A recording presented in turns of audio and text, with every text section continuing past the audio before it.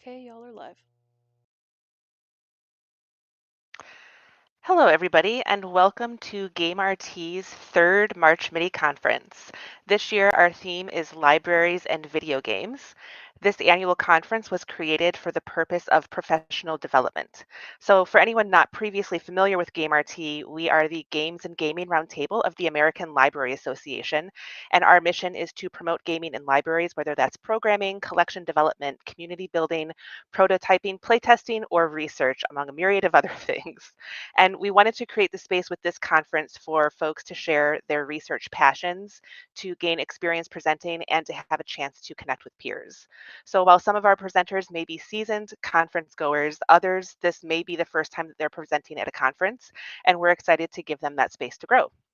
So each presentation today will be 15 minutes long. Presentations are grouped into blocks of 3, and each block will have a group Q&A session after all 3 presentations for that block have concluded. I would also like to point everyone to our conference Google Drive folder. Uh, this link will be put in chat, and in the folder, you'll find our code of conduct, a plethora of interesting and useful resources to dive into, including our presenter slides and handouts, as well as a program schedule for the day. If you have any questions throughout the conference, we will have moderators in chat, both on Twitch and YouTube, so please feel free to put your questions in there. Our moderators will collect them for the Q&A session.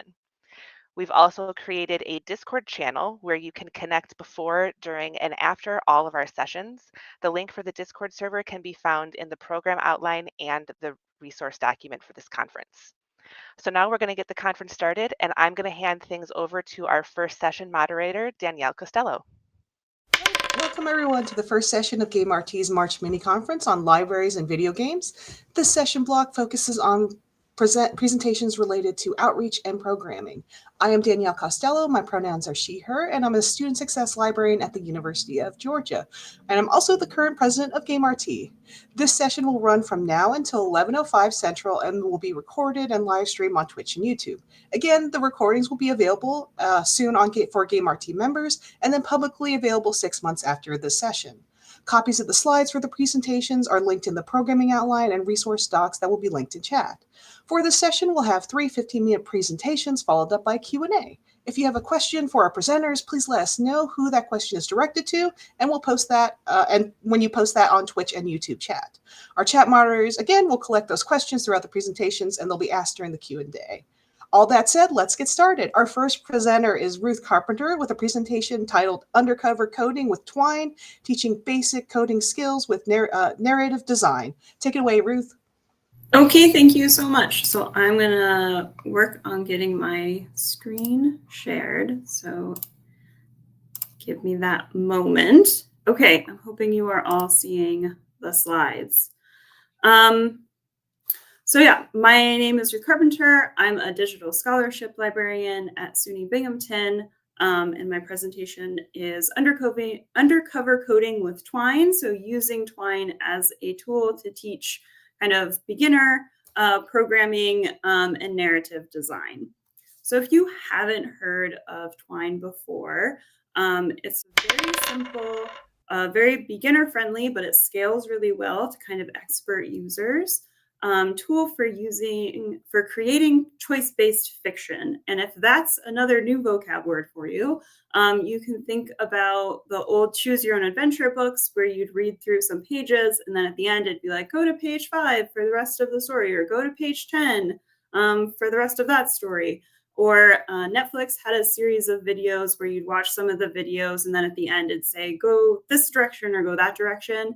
That's kind of what we're talking about when we're talking about Twine and interactive fiction, creating passages and branching narratives very simply.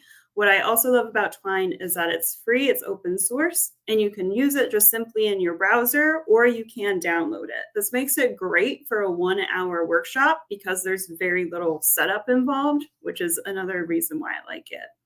And just to give an idea of what a Twine story looks like, and now I'm hoping that you're seeing the Twine story, this one kind of has a nice cover page to it, but it has this little hypertext link that you hit begin, and then the rest of the story has images, text, and then hypertext links that you can choose. And then we'll see some passages have multiple. So you choose one over the other, and that's how you navigate through the story. And that's why it's called choice fiction. And then the back end looks like the image that's on the slide, which is like a blue grid with passages on top of it. So how I've taught Twine as a digital scholarship librarian. I've taught it as part of courses, both as like a week-long module and a full-blown course, Introduction to Interactive Fiction, where students created a game throughout the semester. I've taught it as a summer workshop or an institute, both as an individual workshop, but also a series of workshops where they built on each other. And I've taught it multiple times as like a one-off, one-shot workshop as part of regular workshop series, or we have a game design group on campus that does a game jam every semester. So I teach it as one of their like pre-workshop opportunities before the game jam. So students who aren't going to learn Unity, aren't going to learn kind of complex coding, still have a platform that they can use to build a game throughout the game jam. So how do you teach Twine? And I teach Twine a couple different ways. If it's a one-shot workshop, we're really focusing on the tool. So we focus on kind of building up knowledge about what syntax is, how you work in a programming language. We focus on reading and understanding the documentation around Twine and troubleshooting.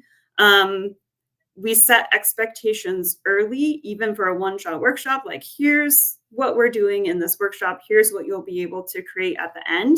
I do that for a semester-long class as well. So you are expected to make this kind of game with this level of complexity. And some students reach that level and some students go like well beyond that level if they have time to. I also like to teach Twine not just as a tool, but as a medium. There's so many rich narratives in Twine. So I love the opportunity to kind of dive deep and do some deep reading of Twine stories and interactive fiction. And if you plan on doing that, you're going to need lots of screenshots because about half your class isn't going to have read one branch of the narrative, and the other class is only going to have read that branch of the narrative. So you need screenshots. It gives them an opportunity to be able to summarize the story for each other and kind of talk about the value of the choices that they made. And then just leave a lot of time for play. So leaving a lot of time during a workshop, it's really valuable to kind of scope, again, what you're covering. So then most of the workshop, they have time to be in the tool and actually creating. And you can make very rich games with very little in Twine. So what does it teach? Yes, it teaches undercover coding. You can teach syntax and programmatic thinking very simply. We'll talk about it a little bit more complexly later. You can teach design, both narrative design and game design. So characters, story, setting, conflict, resolution, and especially across the branches, right? It gets really complicated. So it's a great tool to kind of teach complex narratives and also game design. So what makes a game interesting? What keeps you involved and engaged in a game? We talk a lot about the games that participants are playing. So they're playing Minecraft, they're playing Five Nights at Freddy's, they're playing whatever the new kind of horror group game is. So we talk about what keeps them engaged in those games and then how they can bring some of that into whatever they're trying to make in Twine. And we also talk about digital accessibility as well, because we're creating digital content and we want to make sure that the folks that we're sharing our games with can play it. So scalable teaching. This is part of why I love Twine, why I love teaching it all the time, because you can create rich objects on one scale and fully on the other scale. So if you're only teaching how to create passages in Twine, you can create really nice, complex stories very simply and easily. And I'll say as soon as I kind of show participants how to create a passage, they're already miles and away thinking about the stories that they want to write. And so I always build in time just to have them like think about passages and test out writing passages because they're immediately distracted by it anyways. And then you can build. So you can add in different kinds of links, different kinds of interactivity fairly simply. You can add in variables and state tracking just for that little extra gameplay. Then you can start building in inventories and more complex puzzles. And if you're working with some of the more structured, complex libraries within Twine, you can create fully custom interfaces and games. Right now, I really only focus on Harlow, which doesn't let you do that as much, but there are other libraries that will. So you can get more into the JavaScript. So what does coding look like in Harlow? So again, you can create complex narratives with just passages. And to the left, that is the passage syntax. So it's 2 square brackets on either side of the text. And that is what will create that hypertext link in the story.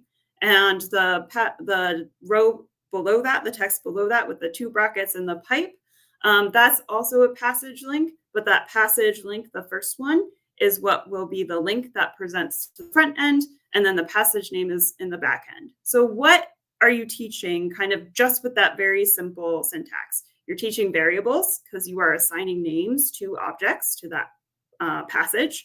You're teaching naming conventions, leaving spaces, not leaving spaces. You're teaching syntax because you're writing in a program, and that program is going to interpret that writing in a particular way. And you're teaching error handling because they're going to misspell a passage name and it's not going to link correctly. They're going to add in a white space somewhere and it's not going to link correctly. So they're already kind of getting used to troubleshooting programmatic language and being very careful with how they're typing. And then on the other side of the slide, we have an if statement in Twine. So if you've done if statements in Python or other programming languages, this is probably going to look a little familiar. But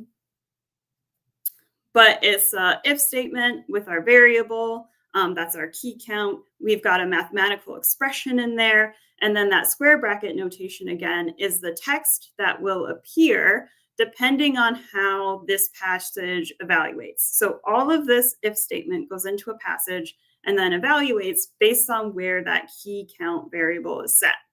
Where does that get set? In another passage. So you have to kind of think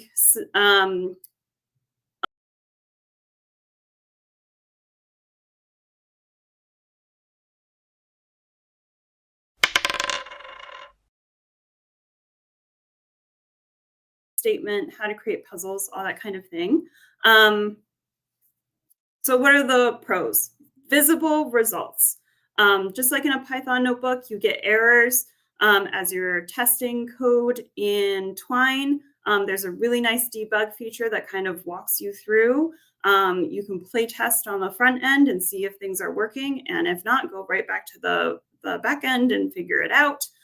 There's a lot of investment in problem solving. I saw this especially teaching it in a semester class. Students want to learn how to make the game that they're thinking of in their head. And they're kind of willing to invest the time to make it happen. Sometimes a little too much, right? That's why we talk about scoping their projects a little bit. And there's also a lot of community support. There's not as many people using Twine as there are using Python, but there's still plenty of resources online for them to find and interact with. Cons, yes, it's a bespoke syntax. You're not teaching Python, but if you're teaching an if statement in Twine and then they go to Python, it will be familiar to them enough to kind of work through. I had the opportunity one class session, the first week, the first module, they were taught Python and the second module was Twine. So we did some cross teaching those concepts, worked out really well. ChatGPT does know Twine, so it's not a free pass kind of out of not dealing with AI. But that builds, I think, more opportunities in for kind of AI literacy. And it's nonlinear, so troubleshooting across those passages does get tricky sometimes. The other kind of coding you can do in Twine is design. So if you're looking for those extra elements of adding color, images, it's a good opportunity to do some basic HTML and CSS. But if that's like too much, there are built-in design elements in Harlow. There's actually a really nice kind of GUI text editor in Twine that can be used to kind of add these elements. And then that leads into a really nice discussion about creating digital accessible content. Because whenever I teach how to add color to a Twine story, someone comes up and they're so excited about it. And they're like, look at how I designed this game. And it's like bright orange text with bright pink background. I can't see it. I can't read it. I'm like, this is so awesome. But let's talk about color contrast a little bit. And we talk about tools that they can use to create appropriate text combinations. We talk about creating, using fonts and text in an accessible way, adding alt text to their images, and staying away from some of the cool animation effects that are built into Twine, but aren't necessarily very accessible. And it lends itself really well to that kind of discussion, because it leads into kind of the broader value of teaching Twine and what Twine stories are within kind of the interactive fiction landscape. So it's hard to do this in a 1 hour workshop, but if I have the time to do it, I like to focus on Twine, not just as a tool, but Twine as a medium for storytelling. And kind of navigating where it exists in the broader landscape of games and stories, because some are more games, some are more stories, some really exist in that both category. And it's just really valuable to talk about, because the stories written by Twine authors are often queer, they're often trans, they're often people of color. A lot of authors exist within all three of those identities. And those identities kind of are they're lent to personal stories being written in Twine. They're complex narratives of their, complex lives and identities that aren't consistently represented by the gaming industry. So those authors have used Twine as a way of building that representation in a space that is within gaming, but also still kind of outside gaming. And it's a really complicated and rich history that's difficult to teach in an hour. But I think if you do have the time, really kind of lends to what the value of Twine is as a tool and why to teach it in libraries. So that's it. I'm going to stop sharing.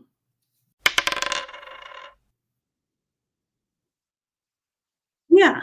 Oh, and I'll say I stopped sharing too soon. I knew I was going to do that. There in the slide deck, there are resources, and there's my email as well with like more of the actual like learning materials.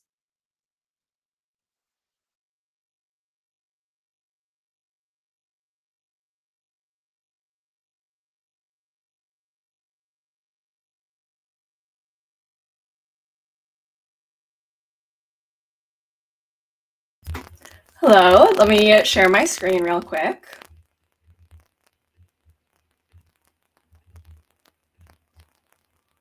Alrighty. Oh, this is a different screen that I intended to share. Hold on. Apologies.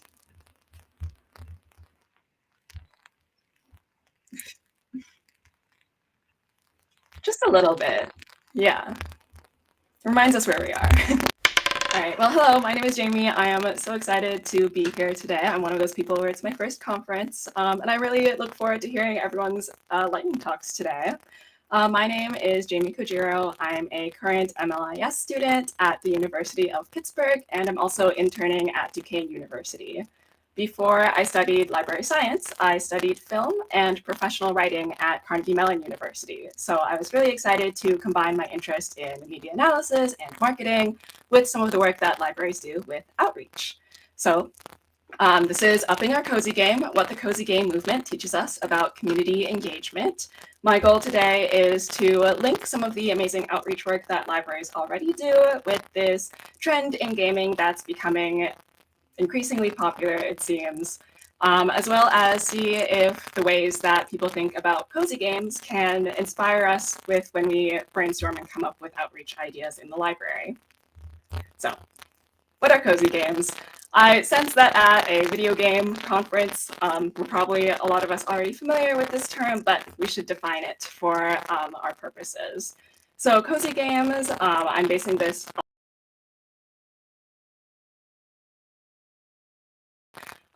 really started to get codified as a thing in 2020 with the popularity of Animal Crossing New Horizons, a game where you are in a little village of animal characters creating a town, essentially. They are not linked in any particular mechanic or even as particular genre, but rather by sort of that feeling of coziness. And I would say that often comes from both aesthetic, so they're like softer or cuter games, but also in how they work. My cat is trying to get in my lap right now, by the way. Apologies if he interrupts. Hi, Soba.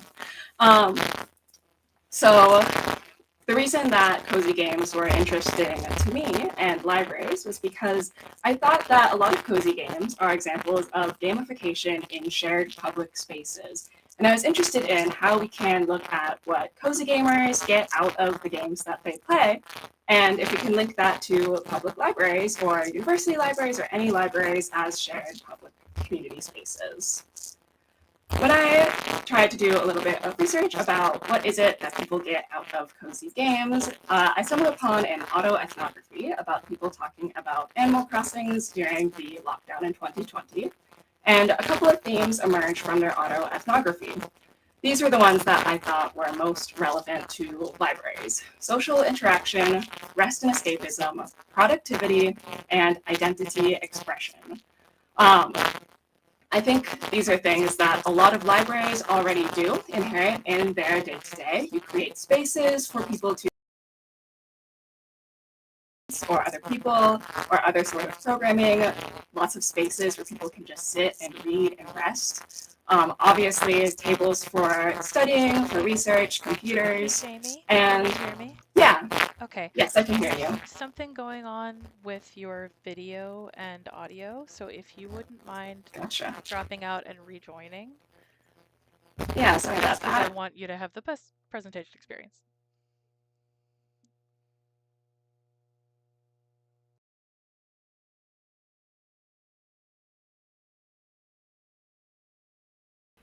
All right, are we doing a little bit better now? Okay, great. Also, I realize now that I can see my screen. There's Sola. He's going to be keeping us company. Um, yeah. All right, let me share my screen again.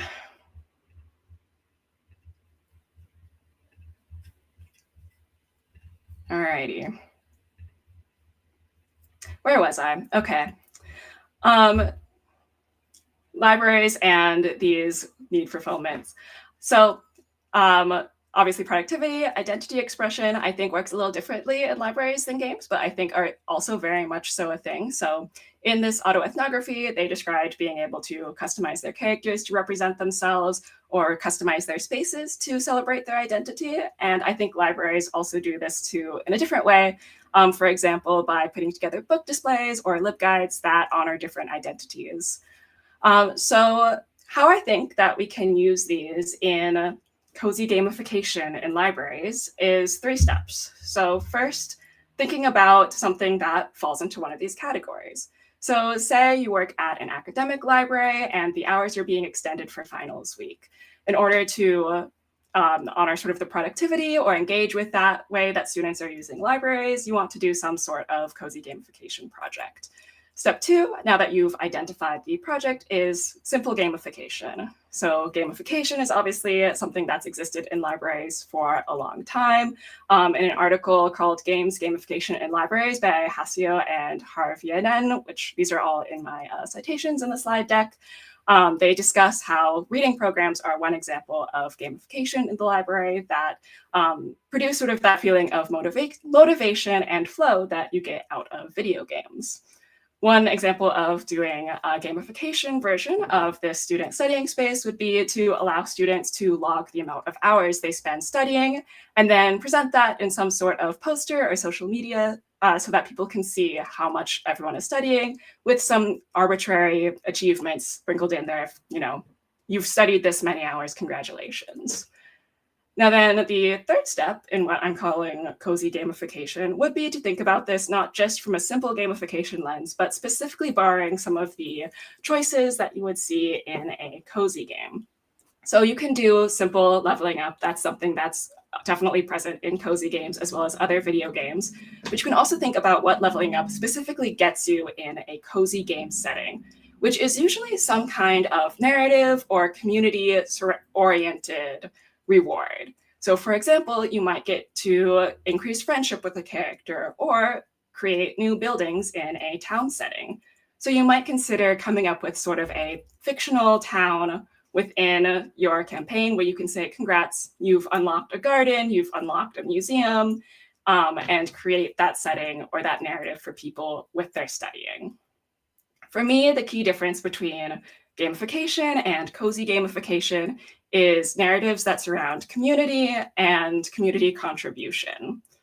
So some other things that I think make something a good candidate for cozy gamification: outreach projects that have to do with creating familiar faces. So anything where library users get to connect with librarians or with other users. I think a big appeal of cozy games is that you get to know these characters and you get a sense of familiarity with personalities. A second one is involvement made visible.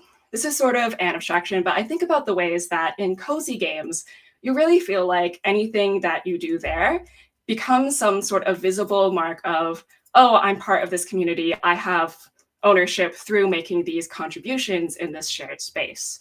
I'm currently working through this book of essays by Ursula K. Le Guin, and in this, she has a talk that she gives in the Portland Multnomah County Libraries in 1997, where she writes, "A library is a focal point, a sacred place to a community.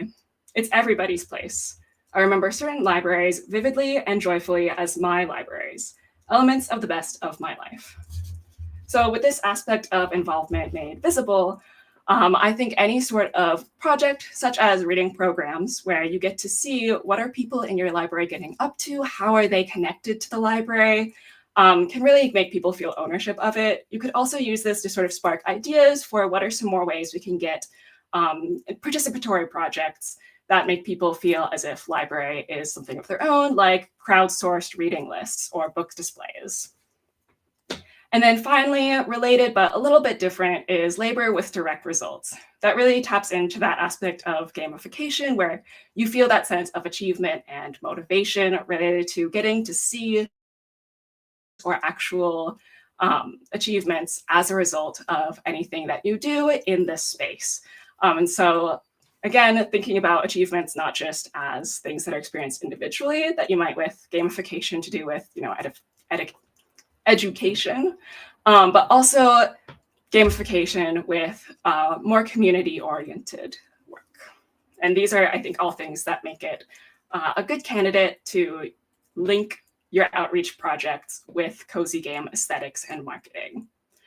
So how do you link something like this, some outreach project, with outreach or marketing materials that create a connection between the narratives of cozy games and libraries? My marketing toolkit for you is a little bit on the simple side, but that's because cozy games come in such a wide variety of gameplay styles and aesthetics. Simple starting point, I just suggest pastel colors and pixel art as something that can very visually tap into this narrative. Obviously, not all cozy games utilize these, but I think they're very good shortcuts. I would also recommend, because of that variety within the movement, to think about specific games, or at least family of games, like the way that Stardew Valley and Harvest Moon are sort of in the same family, so that you have a consistent narrative and it doesn't just feel like you're making sort of a general reference, but that you actually are connecting with what people are interested in and what narratives they are familiar with. So some of examples that I put together. Here on the left, we have a sort of Stardew Valley inspired poster that you could use to solicit if you're gathering a survey of how people use the library. In Stardew Valley, you have a community center where when you contribute things to it, the community center and the town see visual improvements. So this form sort of taps into that narrative using the visuals of the community center to tap into the narrative that when you contribute your feedback, you make the library an improved place. This is obviously a little bit more hyper-specific. It wouldn't really be legible to someone maybe who's not familiar with these games, so it would pair well with other marketing materials to go with it, but it would make that demographic who is interested in that game a little bit more excited to engage with it. And then on the right, we have a much more abstract version of referring to video games. So this comes from the game Unpacking, where the character has just moved into a new place and is unpacking. I thought this was an interesting connection to connect that with, for example, a financial literacy class, because you're taking inspiration from the way that the game makes you feel that something that is otherwise tedious is actually calming and also empowering. And a financial literacy class, you don't have to understand, be familiar with the actual video game to get the sense of unpacking as a useful metaphor that makes something that can be a little bit tedious or intimidating feel a little bit more tangibly like something that will help you or make your life feel a little bit more in power. So I thought this was a good balance of taking inspiration from the narratives of cozy games without making something that is inaccessible to someone who hasn't played those games or isn't familiar with it.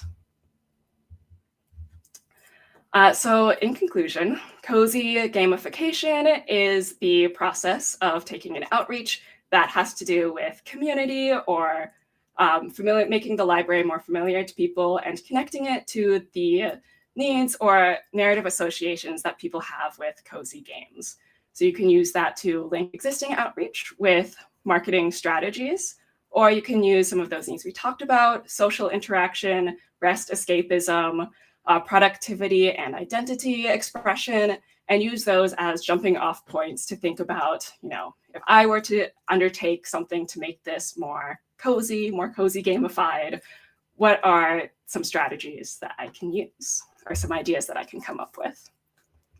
So thank you so much for your time. Here is some information that you can use to contact me. I obviously love media analysis and marketing and outreach and libraries very much. So I'm definitely happy to chat anytime.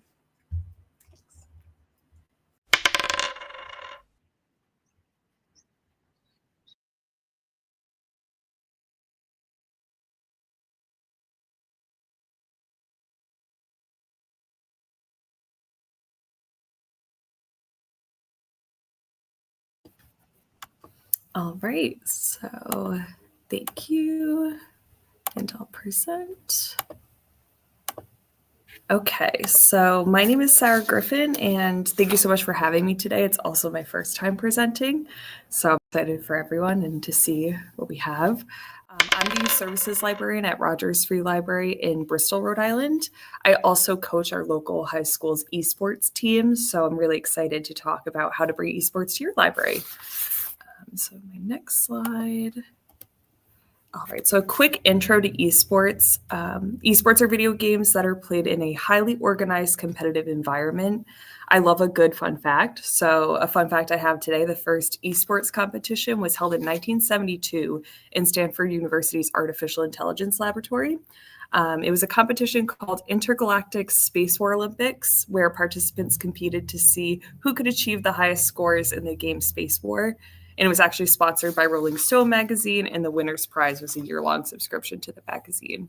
So I thought that was just a cool fact. The evolution of esports. Esports has transformed into a global phenomenon with millions of dedicated fans and professional players. Another fun fact is that experts predict esports viewers will total more than 300 million fans by this year. So it's a lot of people tuning in for esports competitions. Next, the benefits of esports. There are a ton of benefits to offering it to teens or children of any age. I work with, my group is high school students, but they offer middle school as well, which we'll get into, and even, I hope, elementary school at some point. But some of the benefits include being on an esports team and participating. It helps improve attendance and grades with school. It creates a sense of belonging. It increases self-esteem with the students. It teaches discipline, sportsmanship, and communication skills. There's also scholarships available, which I'll touch on, but if they're interested in going to college and there's an esports team at that college, scholarships are a possibility. And there's growing career opportunities every year in the esports world. So these are just options that you can give to the teens, parents, if they're a little hesitant, because that happens. One of the best things personally I've seen is the bonds that the team has formed. I've seen a few teens who wouldn't necessarily participate in a team environment otherwise with traditional sports really thrive on the esports team. And one of my first group of teens that I worked with as the esports team, they actually still come to the library now just as friends. They run a D&D campaign. They come and play games on our TV. It's just really great to see, because before they'd just be coming in by themselves, kind of looking for a place. So it's really great to offer that. So now I'm going to touch on how to actually start an esports team at your library. The first and I think most important part is funding, because as most of us know, it's very expensive. Gaming equipment can be expensive at times. Personally, our library, I'm a public library, we were able to start the esports team and buy the Switches and the gaming PCs through our friends group. They offered to kind of support that, which is great. While this might be a possibility for some, depending on the type of library you come from, it might not be an option for others. So I am going to go over a few more options. One workaround that I found has worked is personal devices. A lot of these kids either already have a Switch or know someone that they can use that Switch or PC to game. So that's kind of a workaround I've used, where they bring their own Switch to compete, and that helps. A strong internet connection is also very recommended. Nintendo, as some of us know, can be a little iffy just in general with online gaming, but just a recommendation, we use the Ethernet plugin, and that helps us the best. So I would recommend that for gaming. They have an extension you can get for the Switch Dock to help you do that. You can also see if it's possible to get a Switch or two or a PC in your budget. These can be used for circulation or other programs as well. We offer an open video game play hour, which I'll talk about, and a Minecraft club. And that's kind of a way when I want to update the Switches. Oh, it's not just for esports, it's also for these other programs. We also have one Switch that we circulate. So that helps when I can set it to non-circulation when needed and then have it go out again after competitions. And then see if it's possible. There are grant opportunities available as well. So if you're like, there's no way I can find funding, help. I offered some links. They should be in there and I can offer them later. Video Games and Esports Foundation is one. They offer funding, and High School Esports League offers STEM grants that are available to set up an esports team. So 2, getting kids interested. Start with your frequent patrons, those who are always in the library. Talk to them about if they enjoy gaming. Talk to the kids you know that game or enjoy gaming. As I mentioned, you can start a Minecraft club. That was kind of the first program I did when I started as a youth services librarian, and that's how I met some of the now members of the team. We also offer an open video game play hour. That's another way, and then kind of see what they're playing, or hold game-specific tournaments if possible, like a Mario Kart tournament, a Smash Brothers tournament, to see who comes, how good they are, if they'd be interested in being on a team, all that stuff. And then another suggestion I have is to check in with your local middle school and high school to see if they are interested players. I'm going to touch on schooling in a little bit, but that's another way. If you can go do a school visit, if you're not in a school library already, see if they'll let you come in and talk about the esports team, set up a flyer. I just do simply ask me about esports. Kids are always like, what? And then they're interested in, that's how you get in with them. And then once you have the interested gamers, tell them about your team. Once you know that they're gaming, say, hey, I'm thinking of starting an esports team at the library. Would you want to compete? Things like that. And I found that's how you can get your team members. So now organizing the team, you have to decide on which games you want to compete in. Ask team members what they're interested in. So if you know you have Mario Kart players, Smash players, Rocket League, that would be the 3 I would suggest starting with. It is helpful, especially if you're not familiar with the games yourself. I play a lot of Nintendo games, but I've never played Rocket League. So it really helps to have an interested teen who loves Rocket League that can help you as a captain, that can help you coach the kids, all of that.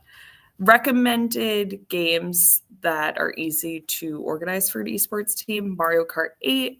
I don't know how it's going to look with the new Mario Kart with Switch 2, so just Mario Kart 8 right now.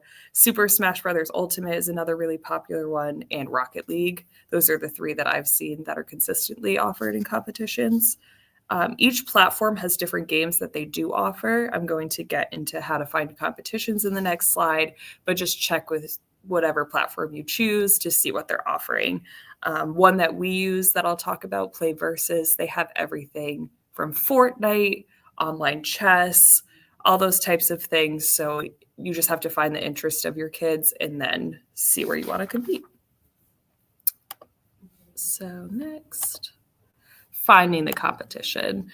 So I recommend first checking locally, see if local intergalactic leagues, schools, or organizations already offer esports in any capacity. I'm in Rhode Island, and the Rhode Island Intergalactic League offered esports. That's how we ended up joining, and they help manage it like any other traditional sport. So see if that's a possibility. We're a tiny state, so you might have to figure out where to go, but that's how we joined. If not, no worries at all. There are a few different platforms to use that run the tournaments and leagues for you. The one that I really highly recommend is PlayVS. It's completely free now to institutions to use. So as long as you have a team established and you tie it to the library, you should be able to use it fully free.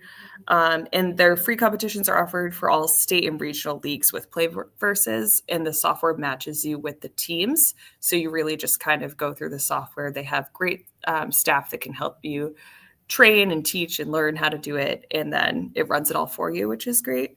If you're not a fan of PlayVS, that's okay. There's others that I've listed. UGC Esports is another one.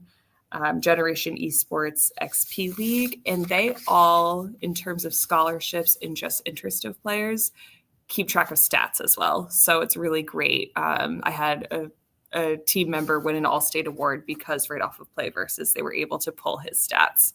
And he was phenomenal. So that's great. But it's good for if they're applying to schools with an esports team, want to do those scholarships, or just personally want to know how well they're competing.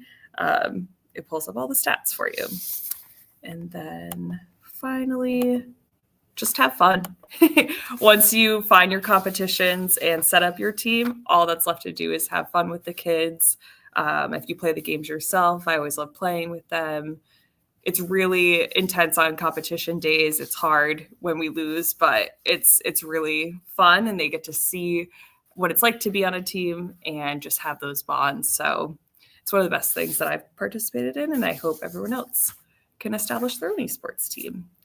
But that is it for me. Thank you so much for your attention. I didn't offer my contact information, but I'll put it in the chat or have it available if you have any questions after the conference today. And those are my references.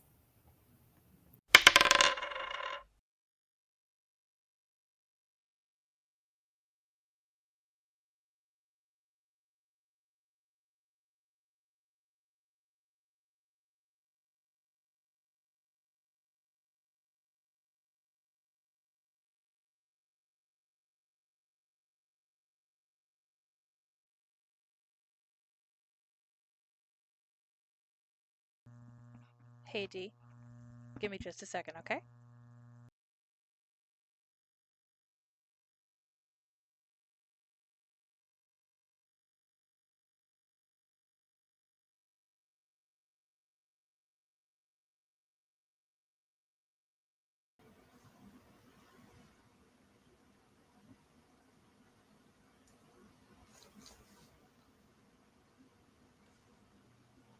Dee, can you say that last bit again for me? Yes, I'm so very excited. And as always, tech is my greatest nemesis of any video game or real life encounter. So did that work?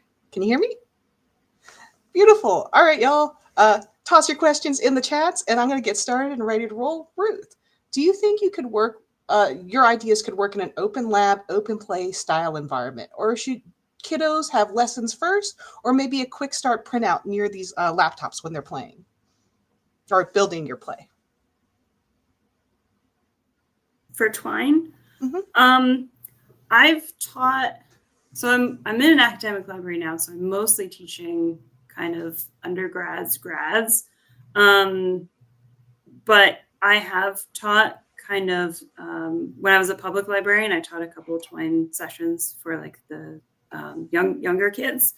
And they, again, I just taught them passages, and then they spent the rest of the hour just like making whatever games. And then I would kind of walk around and they'd be like, well, how do I do this? And then we kind of work through it one-on-one, how they could do that. I do for the undergraduate class I taught, I created like a cheat sheet for them that had all of the syntax that we were covering for the class. Oh, nice. So they would use that all the time to kind of reference, okay, well, what did we cover week 2? This syntax. So let me work that into the game. And that was really helpful for them. Excellent. And then for Jamie, do you work with teens and any cozy game recs for integrating the aesthetic into teen space? They are big. The question asker is big into Stardew, but is unsure if others are. Yeah, this is a fun question. I do not work with teens, so take my recommendation with a grain of salt that maybe what I'm interested in isn't cool anymore with teens. I really enjoyed Spiritfarer. It might be a little bit on the sadder side for incorporating marketing, but just for aesthetics, it's a game about a little ship where you're spiriting these cute little spirits around and customizing the boat for them. One that I've heard about but haven't played is A Short Hike.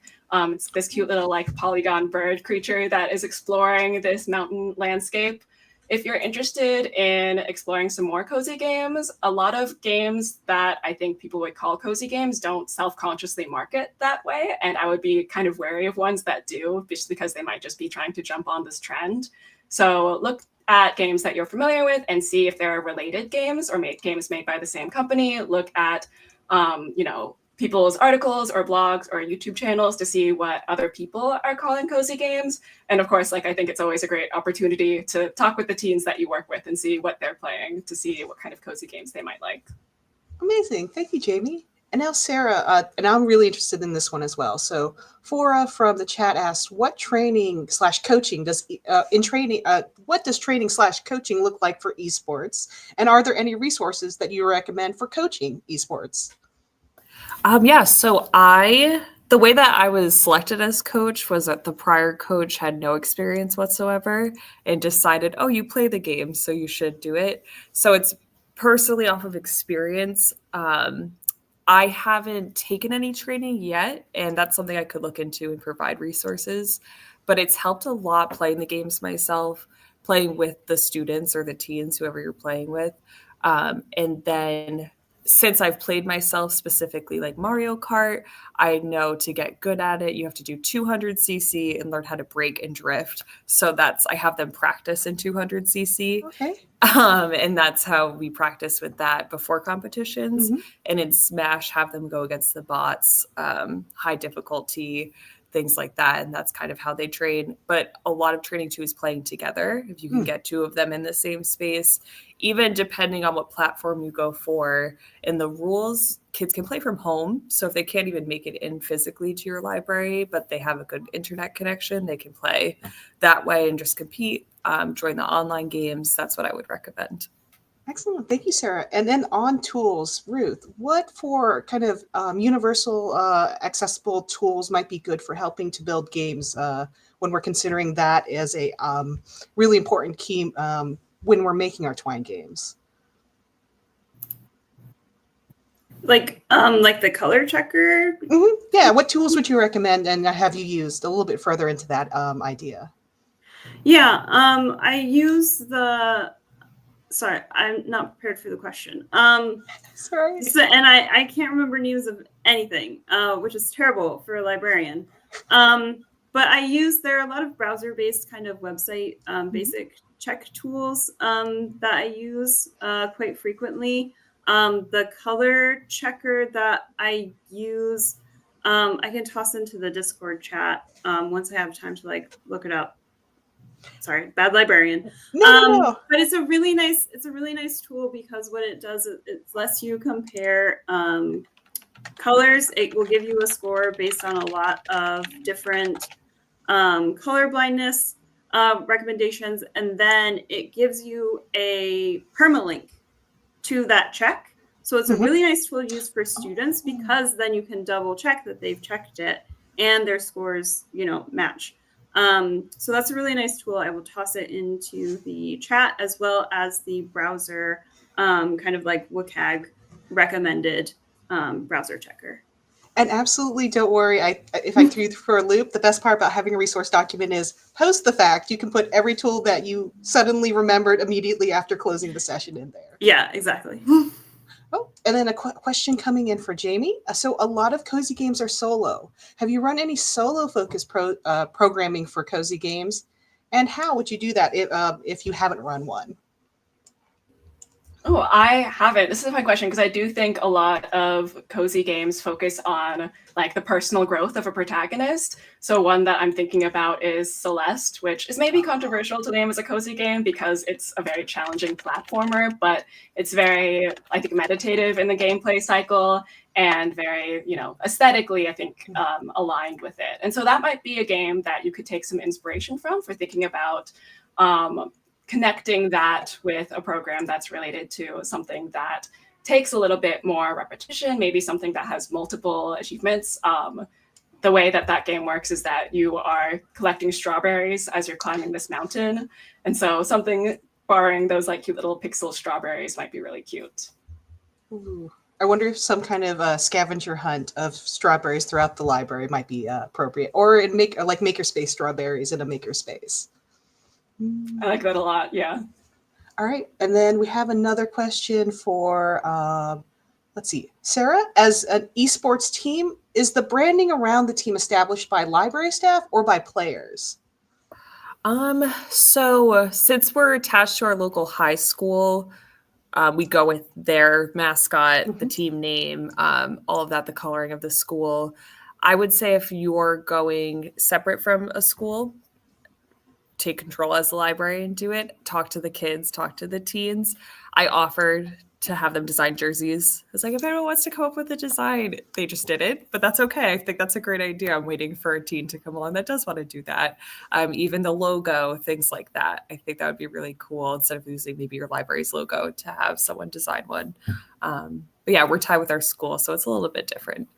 Excellent. And this might be our final question, and it's for everyone. Program attendees love swag stuff. What kind of swag or giveaways have you used for these types of programs, either for promotion or giveaway during the program itself? And we can start with Ruth and then bop over to Jamie and then end with Sarah again. Sorry. I was trying to put it into stream chat, but I don't have a Twitch account. So I'll have to put everything on Discord. That is perfect. That is where we're bopping as well. I'm so sorry. And because I was doing that and because my brain is terrible, you will have to repeat the question.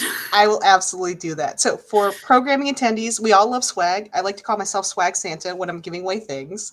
But what kind of swag or giveaways have you used with your programs or during the program itself, or to promote them or during the program itself? Yeah, so we have a digital scholarship kind of center. And I'm looking around to see if I have any of our stickers. And I do, so I'll grab one. Stickers. So we always give away, we have a pile of stickers just to rep our center in the library. So this is our logo that we use on everything. It's like book plus data. And then we have these, and then we have little seed bookmarks as well with our logo. I love a sticker. I have so many around me as well. So we might need to exchange. This is delightful. And then Jamie, any swag ideas for you?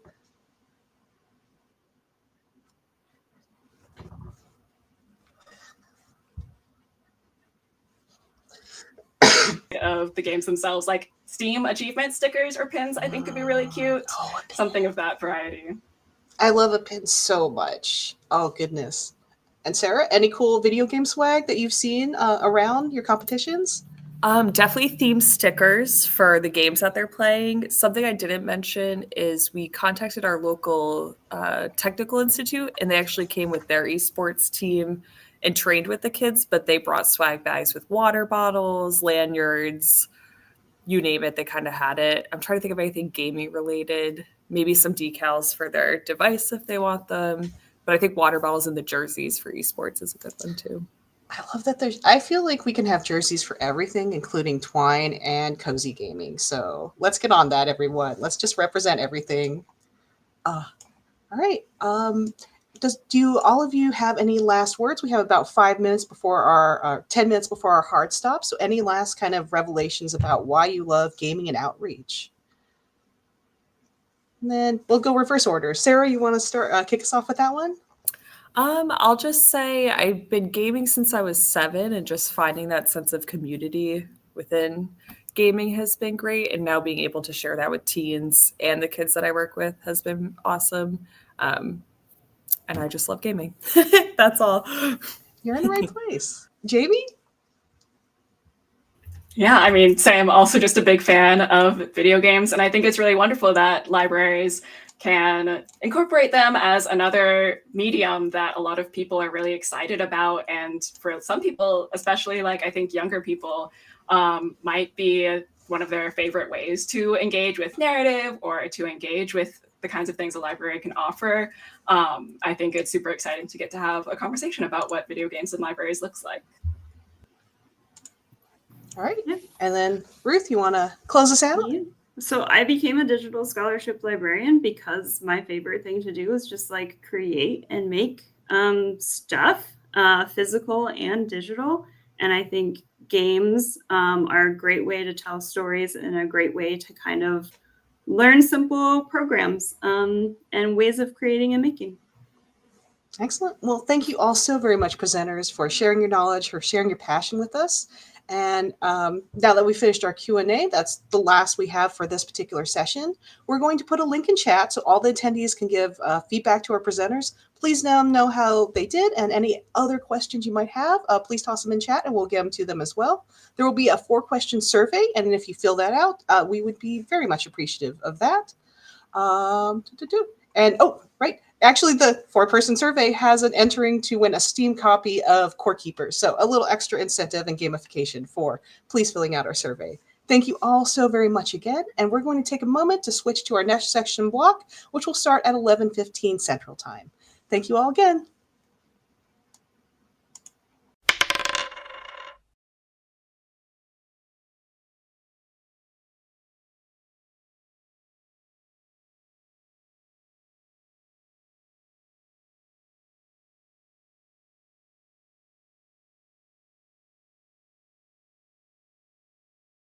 Y'all are no longer live. Uh-huh.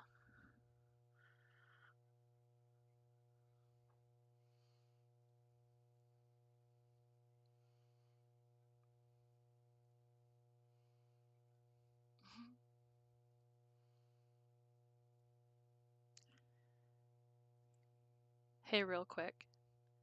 Just because I'm paranoid, Danielle, can you keep talking?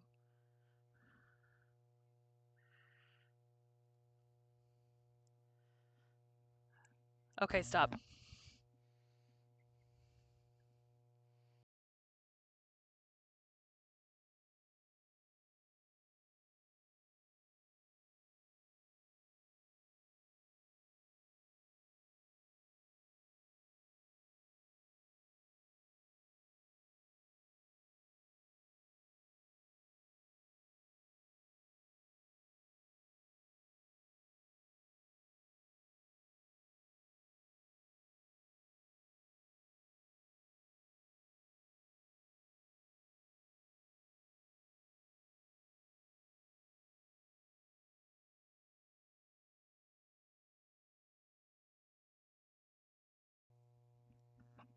Hold on just a second, D, okay?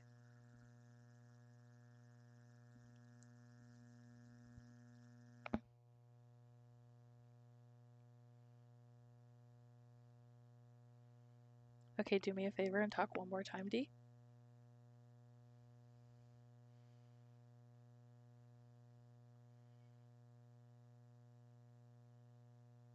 Okay. Okay, you can stop. You were never live. I just wanted to make sure. Yeah.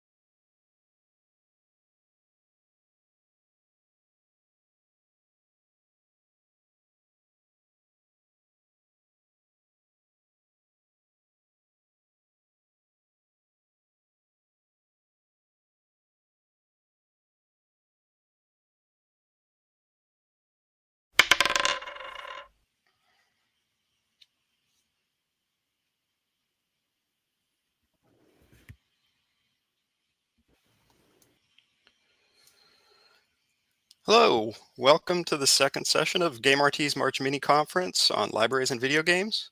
This session block is kind of catch-all for presentations related to collection, preservation, and distribution. My name is Carl DiNardo. My pronouns are he, him. I'm a research and instruction librarian from USF, and I'm one of the Game RT programming co-chairs. This session is going to run from now until 12:20 a.m. Central, and it's being recorded and live streamed to Twitch and YouTube.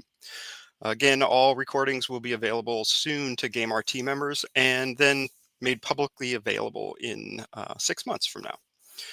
Copies of the slides for presentations are linked in the program outline and the resource doc, which will be linked in chat. For this session, we're going to hopefully have 3 15-minute presentations followed up by a Q&A session. If you have questions for the presenters, let us know who that question is directed to when you post it either in the Twitch or the YouTube chat. We have chat moderators who are going to collect those questions throughout the presentations, and then at the end of those presentations, I'm going to take them and ask through the Q&A session portion. So with all of that said, let's get started. Our first presenter is Killian Weston with a presentation titled Building and Strengthening Communities with Retro Games. Take it away, Killian. All right. Hi, my name is Killian Weston. I am a youth services librarian at the Bloomfield Township Public Library in Bloomfield Township, Michigan. And this presentation is never something I thought I'd be doing when I ended up in this job, but it kind of fell into my lap in the weirdest way and snowballed from there. So I wanted to be able to share it with anyone who might be interested in doing something similar. Yep.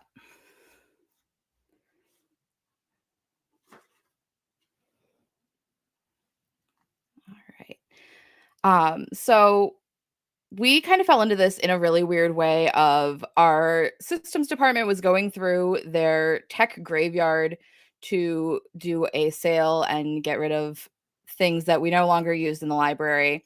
And they found a Wii, a PlayStation 2, a PlayStation 3, and I went, okay, these aren't current consoles anymore, but what can we do with that?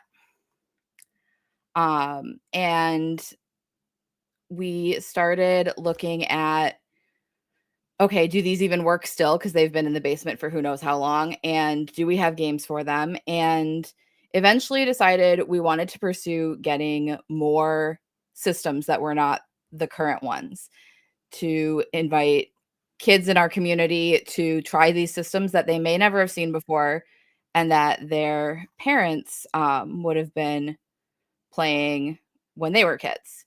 So we wrote a friends request, and in that had to kind of justify why we wanted to get money from our friends organization for used consoles from our own childhoods and even before that.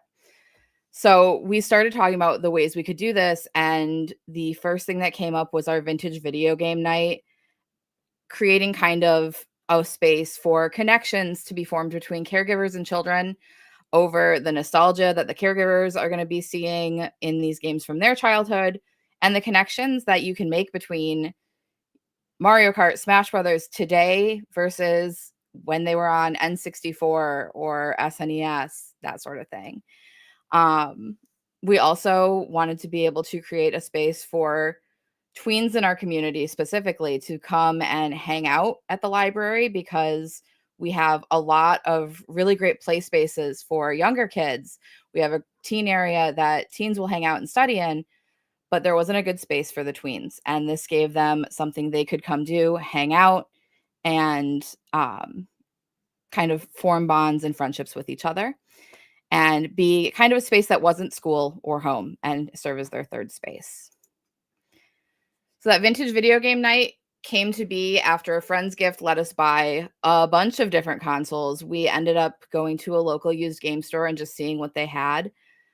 But in addition to things that we purchased there, when we posted this program in our calendar, we had a community member reach out to us and go, hey, I have this PlayStation 1 that my son used when he was a kid. It's been gathering dust. Would you like it? And we went, yeah, sure. So that's how we got a PlayStation 1. The whole concept for this kind of evolved around that feeling of being a kid and going into Best Buy or any other store that sold video games where they would have the console set up and you could actually try them on the TVs in store. We took a bunch of our monitors from the reference desk, TVs that we have around the building, and just hooked the games up and put games in and let people play. And it became a really unique experience for us as staff members to watch these interactions happen. And we would have parents come in and see the Atari flashback that we had. Be like, oh, my parents had this and then I played on it and it was old when I played on it. And now their kid is playing these games that 2 generations of their family have played. We also saw a lot of grandparents coming in and bonding with grandkids over that.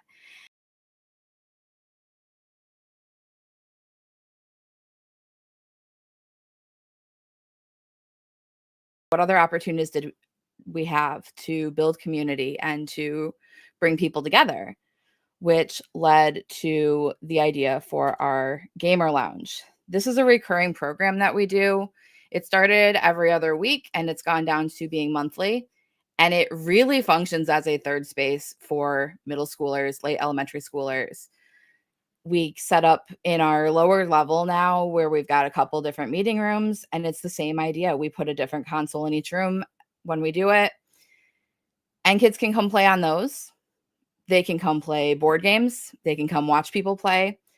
And we even started having people bring in their own trading card games and playing Pokemon. We had kids bringing in their own Switches and playing together on those. We had kids bring in their laptops and play there. And while this was really set up to be a space for these kids, we would have parents who would hang around and let their kids play, but then they started talking. And so we started having parents getting to know each other who might not know each other because their kids go to different schools in our district. And that was where we started going, okay, there's really something about this. We need to actually be a little bit more intentional and a little bit more aware of what's happening. So we started looking into some statistics and things like that as we wanted to continue to grow, and looking at the fact that about 60% of people play video games on a weekly basis. And a lot of parents play with their kids to bond with their kids over a shared interest. And we started really tailoring the games that we chose or the consoles that we chose in our rotation to be the ones that we noticed were the ones that caused the most conversation and had the most interest, but also things that nobody had seen before. And yeah, it's been a lot of fun. We see these friendships forming among the kids. The last time we held one, a parent was like, oh yeah, all the parents were texting back and forth today to make sure everyone was coming to Gamer Lounge because all of the kids were so excited about it.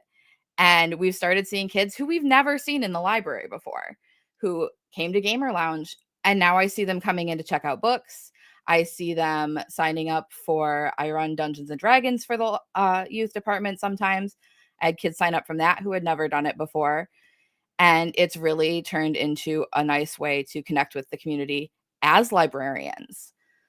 So we're really fortunate. We got a chunk of money from our friends and we had the donations and things like that, but it's not always easy to start something so big right off the bat.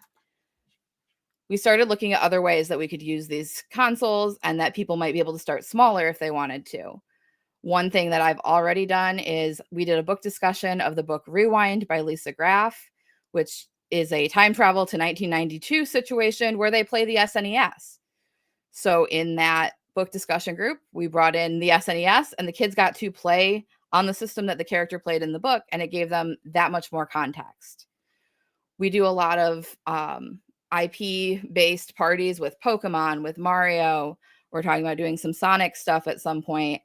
And these are games that aren't, there might be newer games, but these IPs have been around for a while. And again, have that intergenerational connection, and bringing out these systems allows for that deeper understanding of where that came from.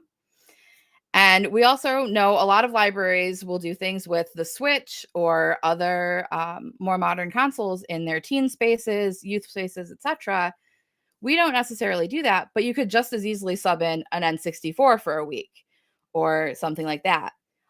If this is something you want to do, the N64, particularly Smash Brothers and Pokemon Stadium, big hits. The kids get really, really into those.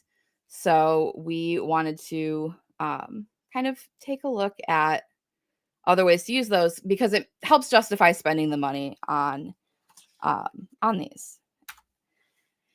And as I said, we've noticed that, one, we have to adapt and adjust. So where we went into it with this plan of we're going to do it twice a week and we're going to do it in our story room, we now do Gamer Lounge once a month in the lower level. We had to figure out how to help kids play these games that we don't necessarily remember how to play or didn't play ourselves. But the kids will help each other figure them out. Their parents will help each other figure them out. And it's really cool to watch them problem solve that together. And we've gotten a lot of really great feedback on people appreciating the physical space to hang out and socialize and play these games together, instead of having their kids all in their individual homes playing online. They can interact in person. And like I said, we've seen these open up space for conversations between parents and kids, between kids and library staff, and between parents and library staff in ways we never really expected to see. It's been really cool to get to know our patrons on a different level that way. And we've started having patrons come in and they'll see myself or our library assistant who runs these with me. And they know they can ask us for help with finding video games for their kids, even though we don't have a video game collection in our library. They're like, oh, what do you know on this system that would be good for my kid? We're trying to avoid this, that, or the other thing. And it's been a whole nother level of reference service to be able to offer that advice and share the resources that we know for that. The biggest thing with this that becomes a challenge is logistical things. Older technology breaks a lot. We have our Genesis, the last time we put it out, just decided, nope, not going to work today. We're not doing it. And we had to make a really quick switch out for the SNES that day. And so that was a challenge. It also takes a mess of adapters and cords to get it hooked into the HDMI ports for our projectors. So if you're going to try something with this, you want to make sure that you are looking at all of your cables and knowing what you need to make it work with what's in your library. And the one we really didn't expect, because we figured used things break, modern technology versus an older technology. Okay. Kids are looking at some of these controllers and they don't look the same as an Xbox controller. They don't look the same as a PlayStation controller. And the games don't operate the same way. Your default button to start a game on an SNES or a Genesis is not your A button or X button or whatever. It is your start button. And that was, they're like, how do I start the game? What's happening? So we have to make sure that we are understanding what's going on with those and how to get them in. The play styles also aren't always the same, and they're so used to being able to watch a tutorial on YouTube or something like that, look up a guide for games easily. It's not as easy with these older games, especially when they are not at home on the internet while they're doing this. So we get a lot of, I don't know how to do this. And my standard response to that is, well, in the 90s and 2000s, we just kind of had to figure it out because we didn't have everything on the internet all the time. You'll be okay. And mostly they figure it out. They just look at us a little bit in horror at first, at the concept of not everything being at their fingertips. And then they work it out. And again, it's really neat to see the collaboration as they work with people they might not have known 10 minutes ago, helping each other figure out, how do I make this Sonic game work? How do I this notoriously difficult Lion King game that they're like, we can't figure this out. We couldn't either. You're fine. So it's been a really great experience. I really think that using these retro games has been a different way of doing things with video games that has benefits that you just can't get from modern games. There are some ways with modern systems that you can work around it. Switch has its retro backlog on the online system, but it's really cool to get those old controllers in hands and have them see like the grainy graphics and everything like that. So on the slide, I do have some references. Essential Facts About Video Games will give you information about just the industry as a whole and some surveys. Story mode is just something that makes me think a lot about the way consoles and video games change and adapt with society. So it talks about how all of those adapt to current events and things going on in life. And then the biggest help, you might have seen in that last picture, I have a sign that has information about games. We like the educational aspect. This has little bits about so many different consoles, so you can pull interesting facts about them to teach your patrons about the consoles they're playing on and add another level of education. So that is all I have. I don't have my email on here, but I will drop that in the Twitch chat. And yeah, thank you guys. Awesome. Thank you all, or thank you so much, Killian. And you hit right on time. I was about to hold up my clock and you nailed it. So for our second presentation, I'd like to welcome JD Cavelli. He's going to be talking about how do we preserve video games. And take it away, JD. All right. Hi, everybody. I'm JD.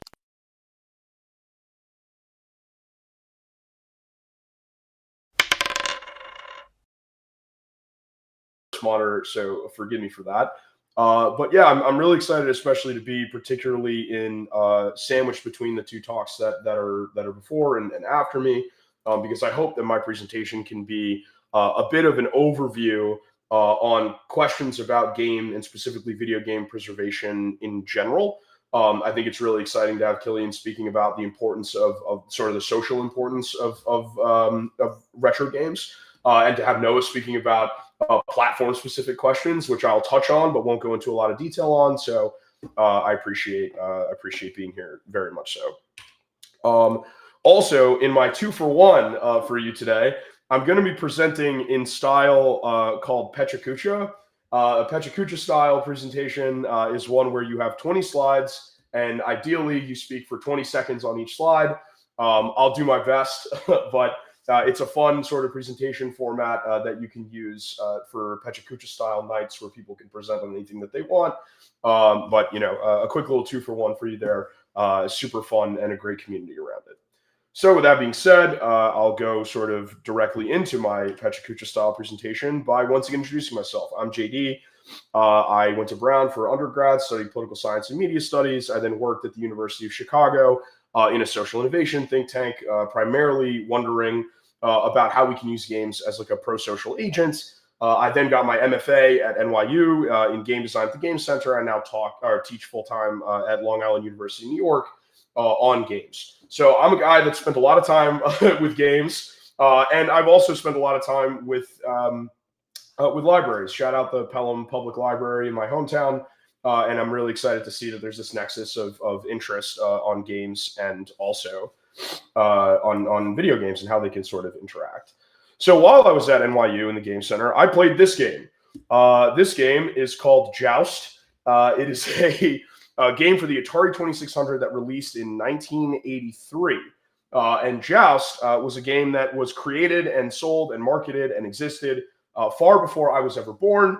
But I was able to get the opportunity to play it by virtue of a program that the Game Center had in my master's, which is called the Open Library. So NYU has a specific area that's dedicated specifically to the preservation of both digital and tabletop games, physical games. It's physical space actually in the departmental floor where there's board games that are cataloged and tagged, and also digital games that are cataloged and tagged. and are made accessible to students and faculty and members of the NYU community to be able to play games across generations. And importantly, also in the context of video games, there's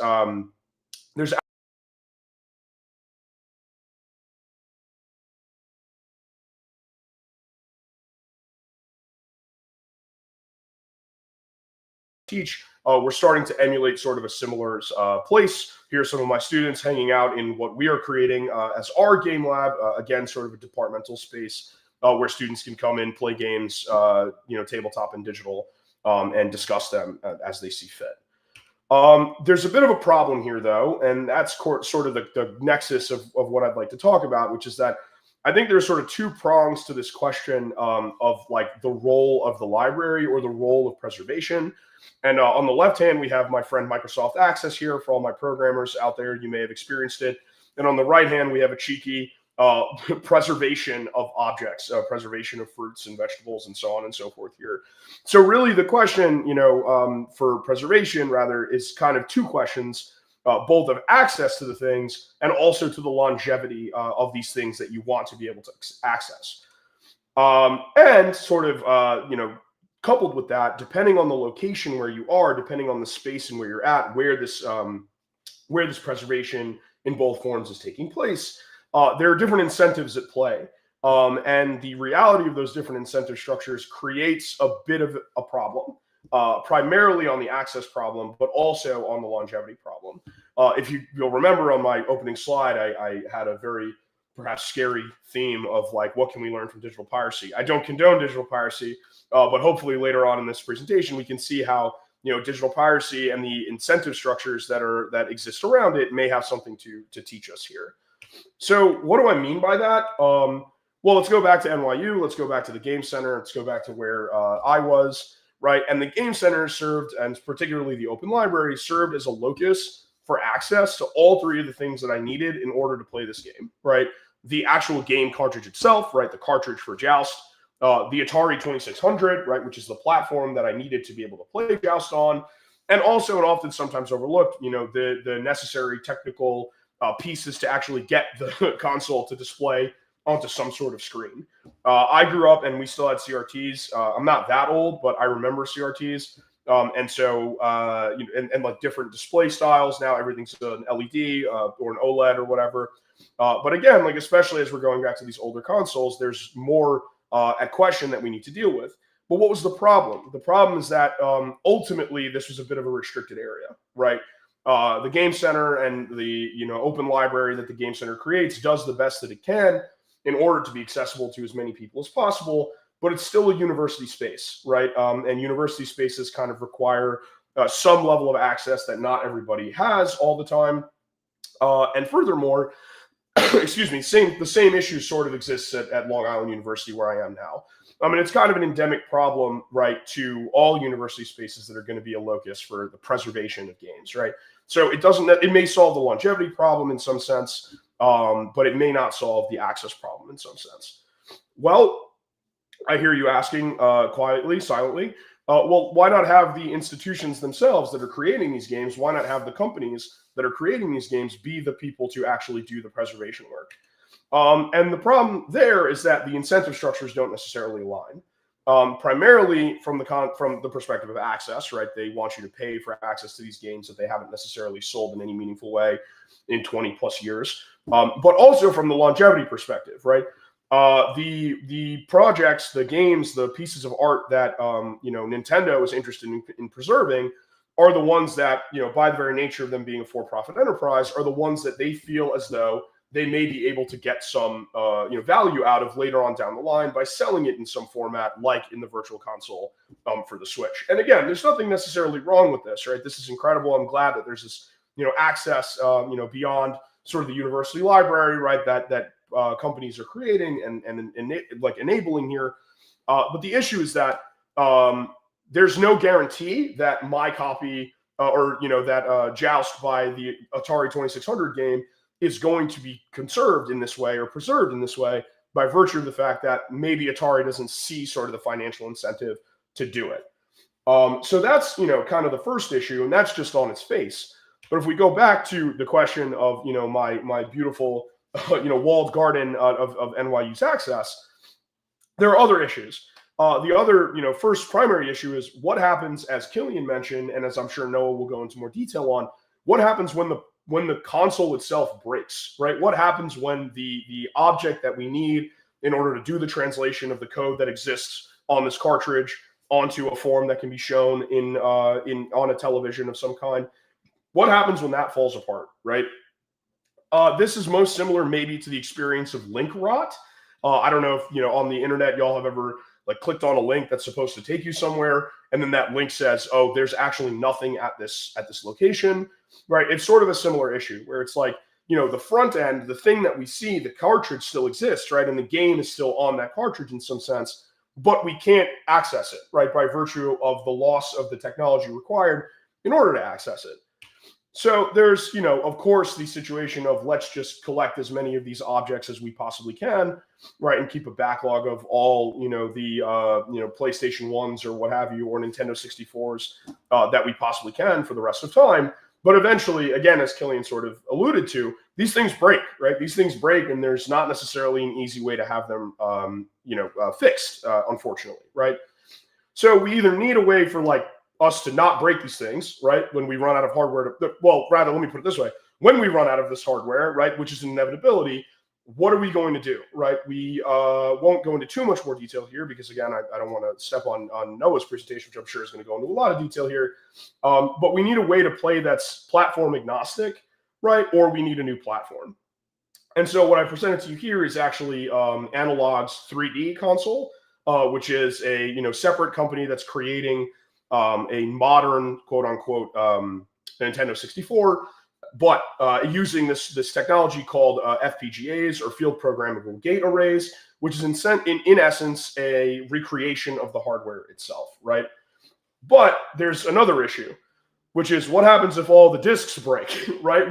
Okay, maybe we can recreate this hardware, we can use this new technology of FPGAs, but we don't know what to do in the situation where all the disks break. And this is where the conversation gets a lot more complicated. So the sort of canned answer is we can emulate it, right? And by emulate it, I mean use software in order to recreate not necessarily the hardware itself, but to pretend to our modern computers that we're using hardware that existed 80 some odd years ago, whatever it happens to be.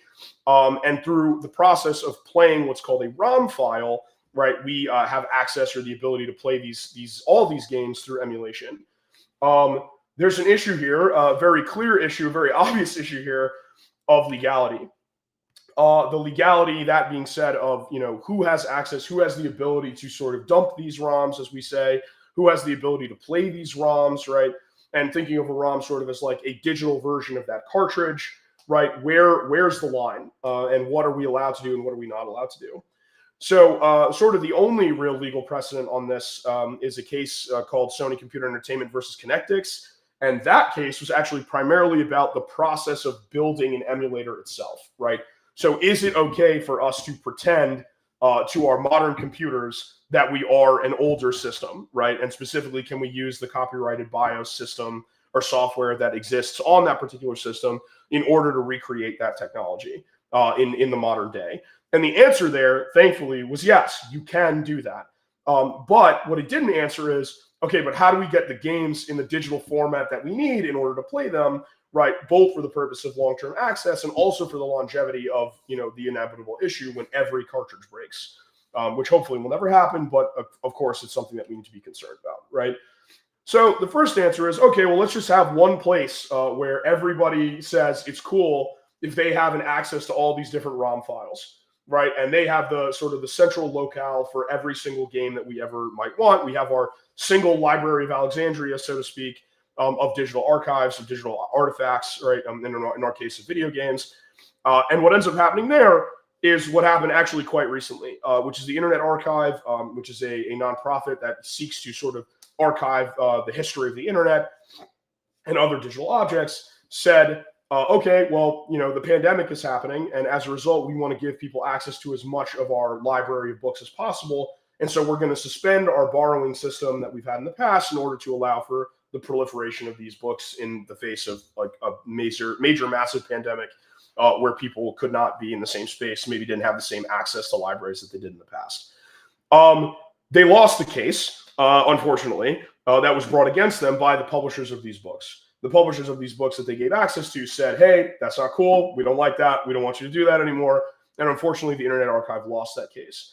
So now, it's a dangerous precedent to set. There can't be necessarily a single locale where we have all of these hard drives, all of these pieces of digital information, where we can access this stuff as we need it.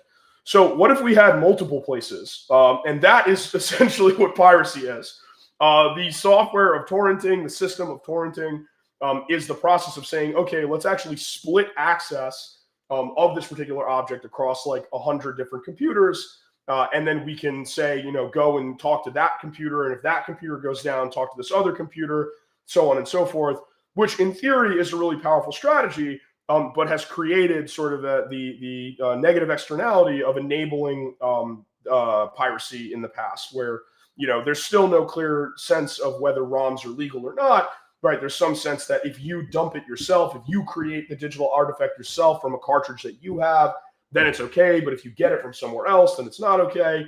And so the solution is like, well, let's all go, have a bunch of ROMs in a bunch of different places. Right, maybe, or maybe we're opening ourselves up to a new vector of attack here, which is that piracy is essentially this. So, what can libraries do that sort of universities can't do and commercial entities can't do? Is that they can serve as that locus for collection and access. And in the short term, right, libraries can, to the best of their ability, invest in starting game collections and the hardware to play those on. But in the long term, we're going to have this bigger issue, right, of, when all the cartridges break, when all the software breaks, when all the hardware breaks, rather, what do we do? And so public library systems, nonprofits, and academia can hopefully, fusion dance together on the importance of this preservation, particularly in the digital age, and hopefully work together on influencing policy in some meaningful way. So on the vectors of longevity and access, I think that libraries are uniquely suited to be both a space for short-term access, right, and potentially long-term longevity with regards to this question, as the courts and society figures out the legality of all these questions. Libraries can hopefully be the bastion behind which we can say, hey, we need to have these things, and we need to do whatever legwork we need to in order to make sure that they can persist into forever. And so, yeah, that's that. That's my presentation. Thank you so much. I appreciate it. And feel free to reach out with any questions you have. Thank you.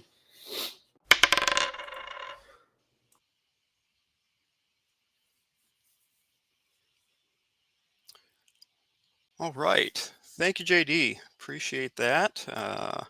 And that.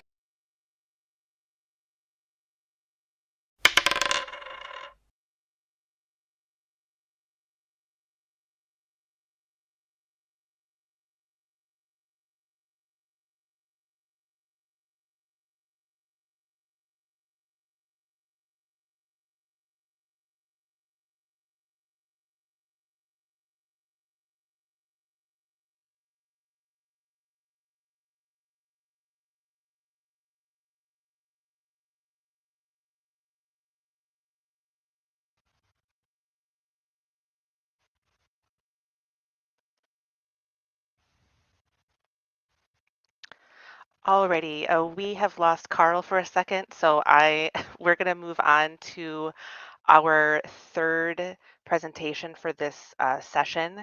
So Noah, you are welcome to take it away. Go ahead and get your screen share ready and get started.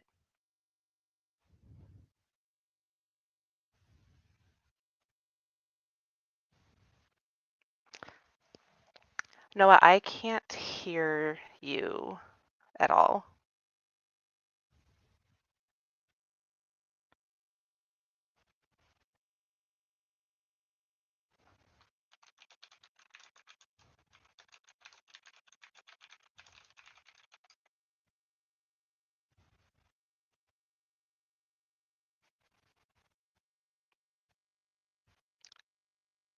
One moment, folks, while Noah navigates his sound.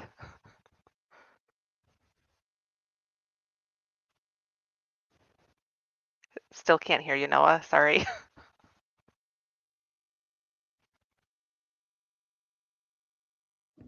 How about now? Yes, perfect. Excellent.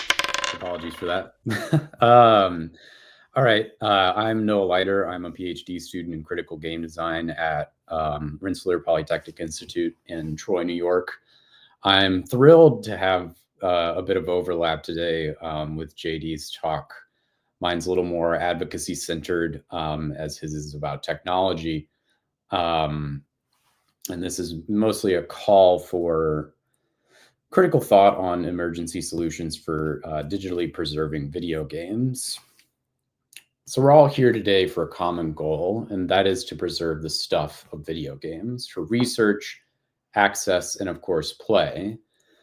Perhaps video games have their own unique future preservation methods and institutions, but today I'd like to propose an inward look to the methods and institutions we already have to preserve video games. In short, let's get more games in libraries. There are obstacles to this, however.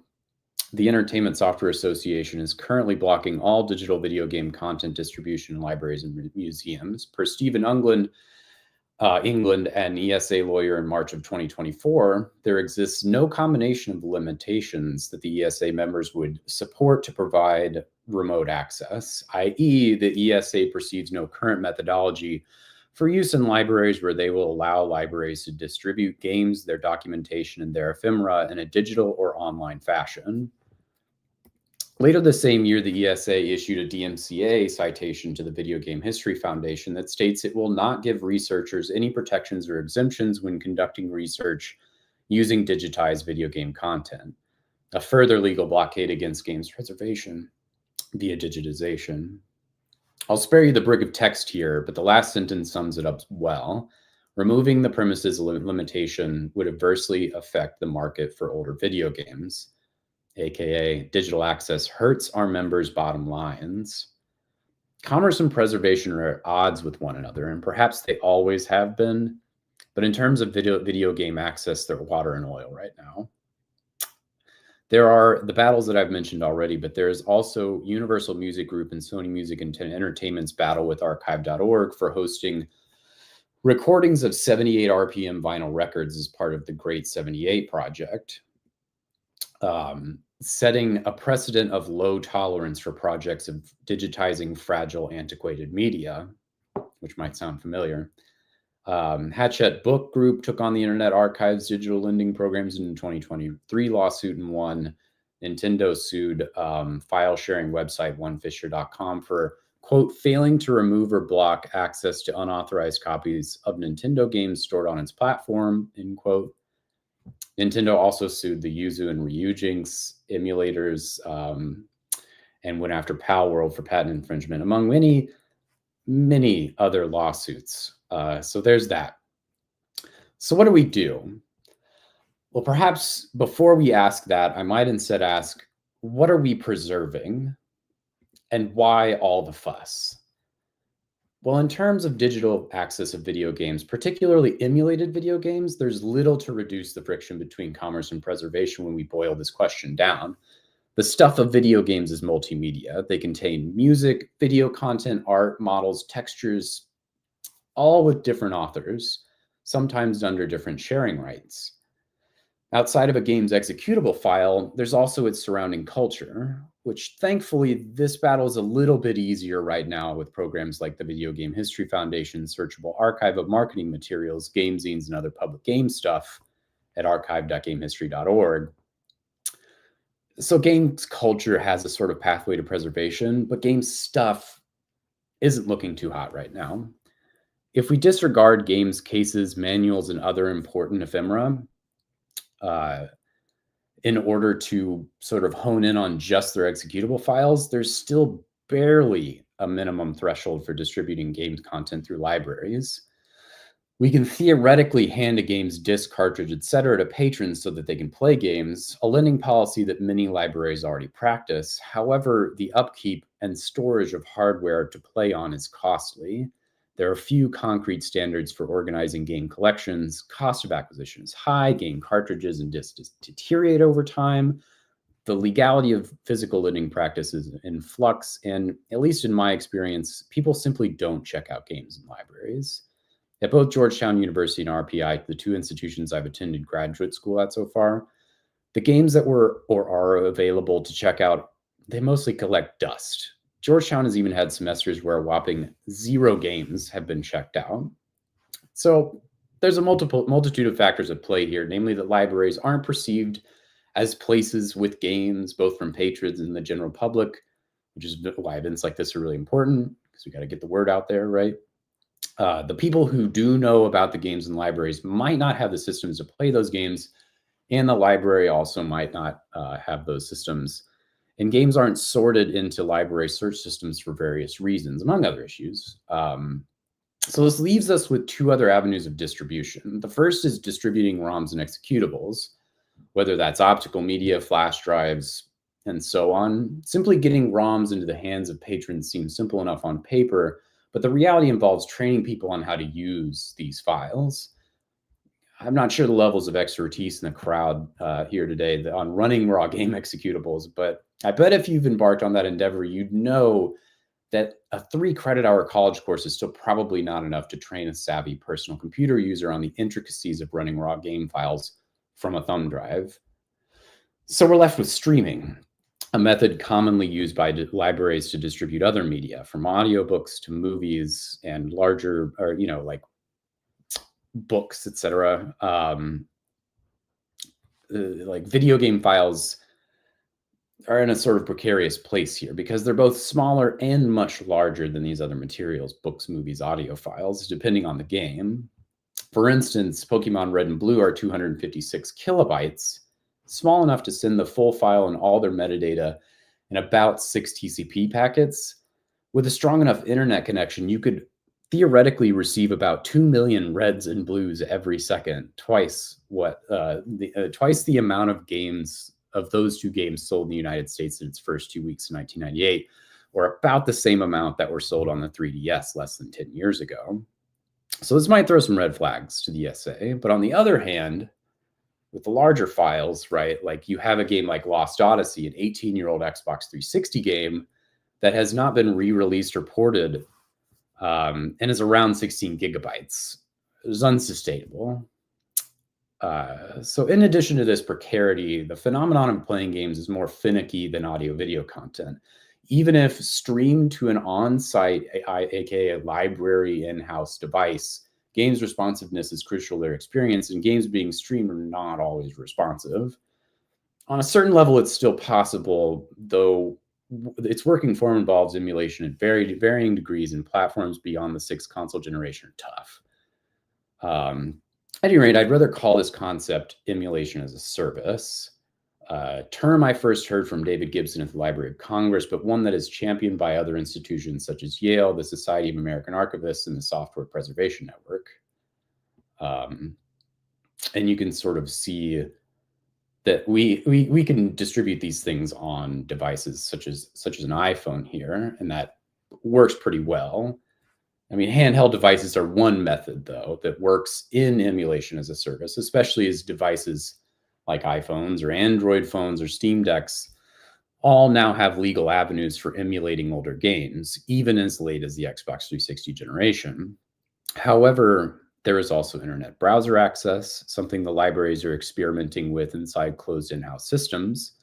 These systems involve private network server access, typically architected with custom Microsoft or Linux frameworks, but we'll get to that in a minute. So we have a model for the distribution of digital game files through emulation as a service. There's a growing network of technology and archival community members working on this, and there are systems for emulating video games already in place. So if all of this is technically possible, where do we go from here? Well, it's complicated, right? The cost of technology required, as well as the labor of emulation experts, IT workers, and so on, are prohibitive. There's also the cost of cleaning and repairing devices, maintaining servers, importing metadata for the games, and the cost of teaching classes on how to use emulation, and maintaining staff, etc. So this is where platform studies comes into the equation. before we need robust solutions for researchers, players, and patrons to play digital games and libraries, we need the resources and interest to get programs in place for these things. We need a platform to stand on. Of course, platform is a loaded word in game studies. Platform studies is well established here with Nick Montfort and Ian Bogost hosting their MIT Press journal. There's work that coming from like lots of different spaces, from communication to video games, but it all initially comes from Tarleton Gillespie's article, The Politics of Platform, which concludes that the word platform is both a rhetorical device and a framework used by market entities to promote their products as mutually beneficial to both the end user and the market. Social media is a platform for user voice and advertising. Video games both are and contain platforms for play and cooperation, as well as commitment to game branding, and so on. Libraries already use platforms for distribution of checkout materials through the aforementioned audio-video streaming services, but also through things like e-publications for books. You've probably encountered this. If a library cannot distribute the full PDF of a book, it lends an EPUB version that can be opened on platforms like iBooks, Kindle, and so on. But that expires over a certain amount of time and can only be used by a certain amount of users. This begs the question, what is the equivalent in games to a platform for distribution? Well, we can implement custom Linux distributions on servers using established technologies like Yocto, which lets you create tailored Linux images for embedded server systems and private networks. And this could certainly diminish the labor of setting up emulation for games with smaller file sizes, at least over a browser connection. I think there is, however, a more productive way to harness Gillespie's concept of technical neutrality and progressive openness, wherein game files are hosted through currently established means of distribution in order to minimize the time and money cost of hosting, creating metadata for, maintaining and distributing game files. You know, in spite of England's stifling remarks on digital games and libraries, the ESA is split on what limitations might qualify for libraries hosting digital video game files.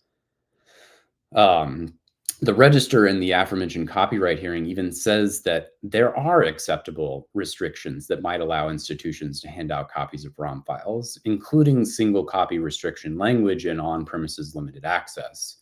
So at least one person from the ESA is willing to play ball if there's an established platform for content distribution under their accepted limitations. We need to minimize ambiguity and maximize neutrality. Okay, so this is all well and good, but who, you might ask, would host the platform files if not a library? That, after all, would sweeten the deal for both the ESA and its members. If libraries could hand out the equivalent of an EPUB for games, platforms could run these files with in-house established metadata, taking the labor of maintenance and intake of video game files off of libraries. PlayStation Plus could operate with this. Xbox Game Pass, Apple Arcade, GOG, Steam. One that I think would be particularly good, but might be funny to some folks, is Google Stadia, a now sort of dismantled platform, but would have worked well for the idea of streaming. Of course, this all requires the cooperation of these platforms. So I'm not calling, you know, as JD sort of talked about in the previous like slideshow, that these platforms work alongside libraries, but rather for the libraries or patrons and games preservationists to invoke platform studies rhetoric with all its underlying powers and problems to conceive of a cooperative model with established platform makers, especially those who are already ESA member institutions, namely Amazon, PlayStation, Microsoft, EA, Ubisoft, Nintendo, Netflix, and Disney. That's like a third of them, to note. So with mutual cooperation, libraries and established platforms can, like the video games they want to distribute, mutually platform one another. This gesture, I believe, might satisfy the restrictions of the ESA through the invocation of its member body as cooperators. Cooperating with libraries is a platforming act that gets games into the hands of curious players who might engage more with the market. converses with labor agreements with platforms that might enable libraries with a cost-effective solution for distributing game content to patrons, as well as help get the word out there that libraries have video games available for checkout. Of course, this is merely a theoretical framework for rapid progress in the sector. JD has mentioned that access and preservation might not be preferable from institutions, which I agree with. But the distribution of libraries of content from these institutions are a way to get boots on the ground. You might allow access for older games, etc. In the long run, maybe the invitation of platform isn't what we need.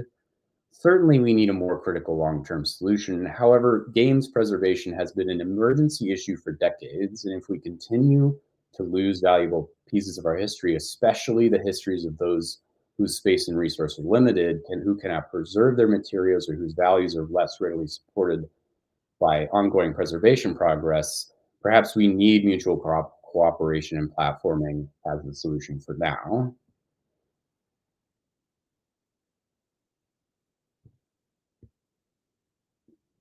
That's the end of my presentation. Good job. Perfect.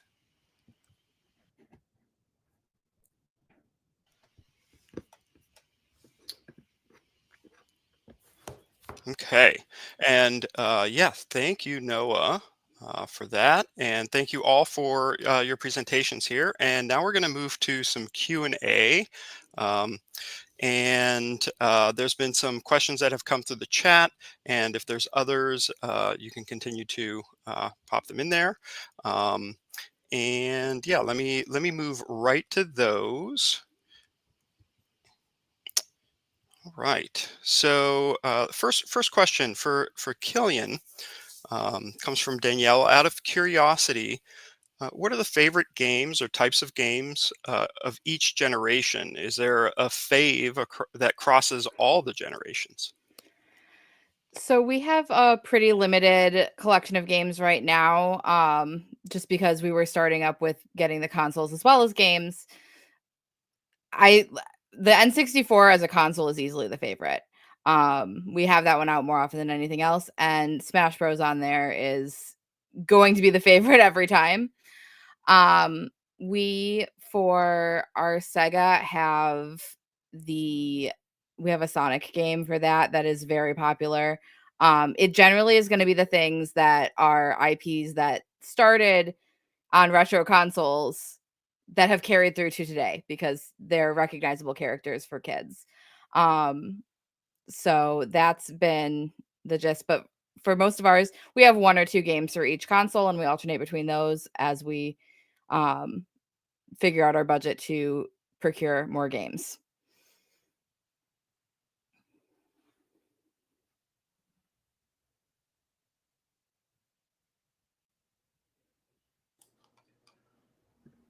Carl, you're muted. I was about to say that. Well, that is squarely on me, not a tech issue. Thank you. So second question is one for JD about, I think, something that you had said. Somebody wanted to know, what was the name of that retro console substitute? Yeah, so it's the work of a company out of the UK called Analog, ANALOGUE.co. I can pass all that information along as well. The important thing that they do, which other sort of like modern retro console replacements don't do, which is what keeps them out of legal hot water, is that they don't ship the ROMs, right? They don't ship any way to play those digital versions of games. The idea is that it's supposed to be a drop-in replacement for a Game Boy Advance, for example, right? So they have a product called the Pocket, which is essentially a Game Boy Advance just with modern hardware using that FPGA technology. They have the 3D, Analog 3D, which is their newest product, which is, actually, funnily enough, a Nintendo 64 replacement. Yeah, they're an interesting project, and I hope that more projects spin up like them because they're sort of walking away from some of the legal problems that are kind of plaguing this space. But yeah, Analog is what they do. Is what their name. Analog. Yeah, thank you. And yeah, maybe some of that, if you haven't already, can go in the resource document too. Be great. Thank you there. Noah, question from the chat. I keep thinking about how all of this is probably even more complicated with the industry's push to take away ownership rights. I'm curious how that will affect preservation attempts. Any thoughts there? Yeah, I think that those, like, the model of preservation rights of legal ownership involving what is essentially renting of video games, where your rights of ownership deplete over time, like games come on and off of these platforms, etc. I think that model reflects library ownership, where libraries pay for libraries, right, of books and media, and they have access to that for, a month or a year, etc.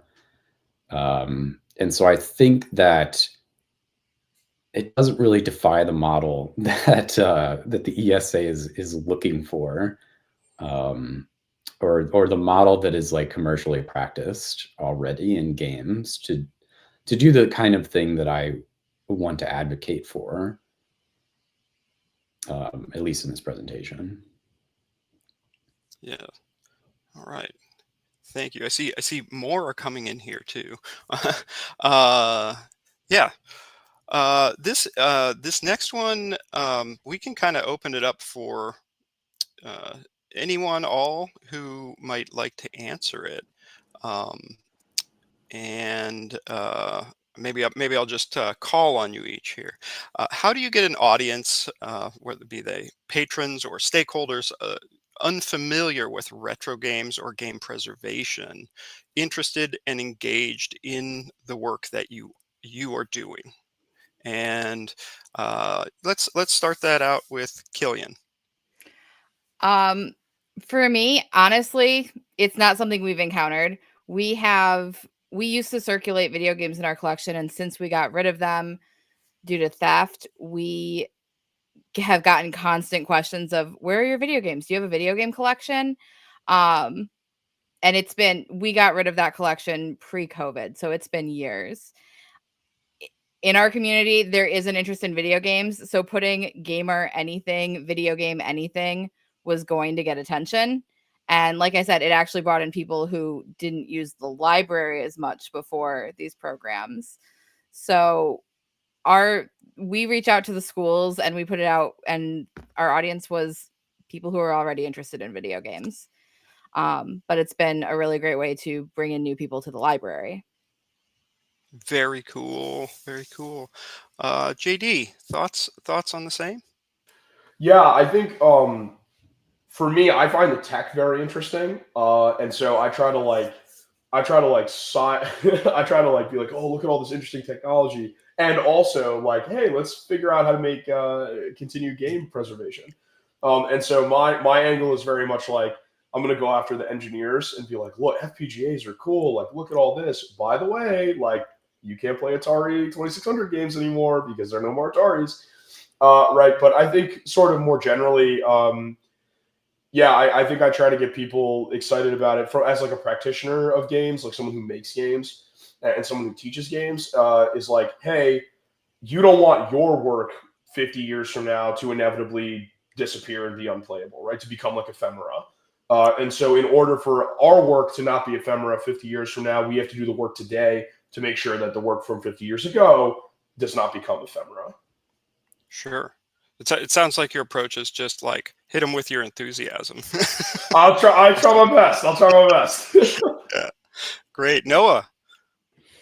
Yeah, I think what I've gleaned from the last year of interviewing libraries, consortiums, and museums across the sort of Eastern Seaboard is that it's an iterative process where you start projects that put games into the hands of people and put just like video of gameplay and the idea that a library has projects about video games in a state that such that patrons and especially investors can see the projects that you're working on, and then interest sort of begets these campaigns, begets interest, and it's an iterative kind of cycle. Yeah, kind of like showing an end product, like this is what we're doing. Yeah, you already have to be doing it in order to do it, in order to keep doing it, right? Yeah. Awesome. Thank you. We have just a couple more minutes here, and let's see. Let me quickly scan these questions to see what might be some good ones. Some good ones. We're not going to get to them all, so I'm just going to pick one question. This is another one for anyone. We'll go in the same order. Any thoughts on Nintendo's recently announced controlled digital lending model and the virtual game card? If this was from the Nintendo Direct that just happened, I haven't watched it yet. I've been busy. So I am not familiar with it. I will say any lending things for digital games prove a challenge no matter what, particularly when it comes to library usage. I know in the Discord server there was a little bit of chatter about games in libraries and physical games specifically, and so many games are coming out not in those physical formats as often now that it's already really difficult to figure out how do we connect our patrons with those if we do have video games. So anything that's like leading to more of that and less physical materials is going to prove a challenge. I buy our digital ebooks and e-audiobooks for the youth collection at my library as well. And it is so much more expensive to buy one copy of an ebook than it is to buy a copy of a print book. And oftentimes that print book is going to be around much longer than that digital copy is because of licensing and things like that. So any chatter about that, I get really interested in. I just haven't gotten to check it out yet. Okay. Well, I think I ran us out of time. I'm sorry. Sorry about that. There's definitely this is just such an evolving topic, and thank you all so much for your thoughts, insights, and approaches. So, with that in mind, we're going to put a link in the chat so that attendees can give feedback to our presenters. It's a short 4-question survey, and filling it out enters you into a drawing for a Steam copy of Core Keeper. Thank you all so much once again. We're going to have a break for some lunch, and we look forward to seeing everyone back here at our 3rd session block at 1:00 p.m. Central Time. Until then, rest up, be ready.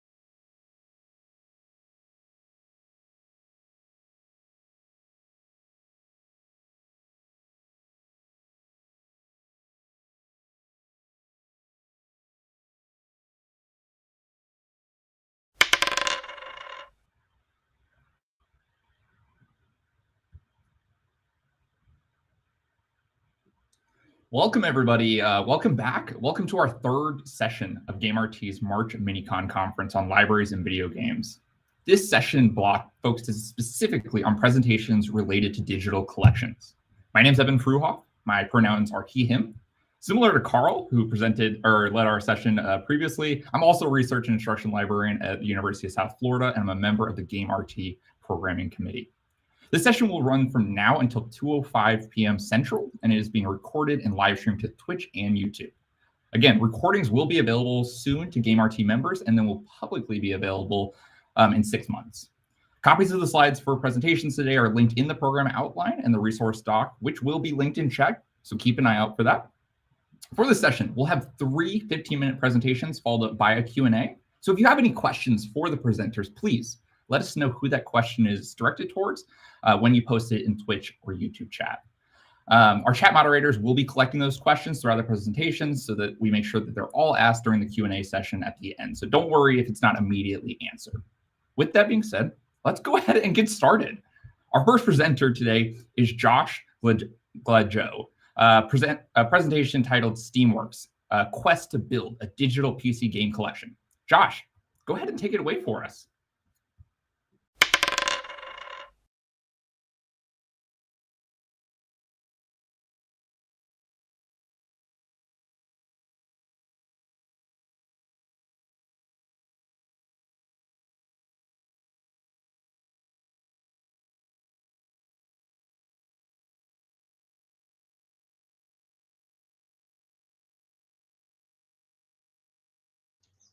Thank you. Okay. Go ahead and restart that. All right, thank you. Sorry about that. Yeah, my name is Josh Gladjo. I'm a library assistant and student assistant supervisor at the University of California Irvine Libraries. My presentation will describe an internal grant proposal I'm drafting, my quest, to build a PC game collection using the Steam PC Game Cafe platform. The first half of my presentation will cover features of the Steam platform that are likely to appeal to public and academic libraries alike, while the second half will identify how a network technology issue ultimately caused me to pause my proposal for at least the time being. Before I begin, I just want to note that any evaluations and opinions presented here are my own and do not necessarily represent the views of the University of California or any of its constituent parts. So what is Steam? It's a digital distribution platform for PC gaming. It's a product of Valve Corporation. And it includes a feature called the Steam PC Cafe, which includes a floating pool of commercial licenses of over 3,000 available titles. A locally installed licensing server also has features like game asset caching. So users don't have to constantly reach across the internet to download games. It includes multi-location support as well as usage statistics, so you can see like what your users are playing. One of its really cool features though is that players can bring their own personal free Steam accounts. So it would also incorporate their own game library, their achievements, and their community contributions. So this is an example of a lot of the games that my proposal has considered for a collection, as well as a word cloud of player-suggested descriptive tags. Some of the most common tags include indie, female protagonist, story-rich, open world, adventure, LGBTQ+, among others.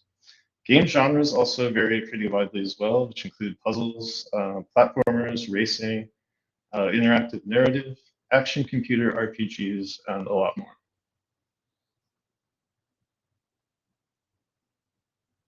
So the goal of my proposal was to build a Steam PC game collection for Windows, Mac OS, iOS, Linux, SteamOS, and Android devices.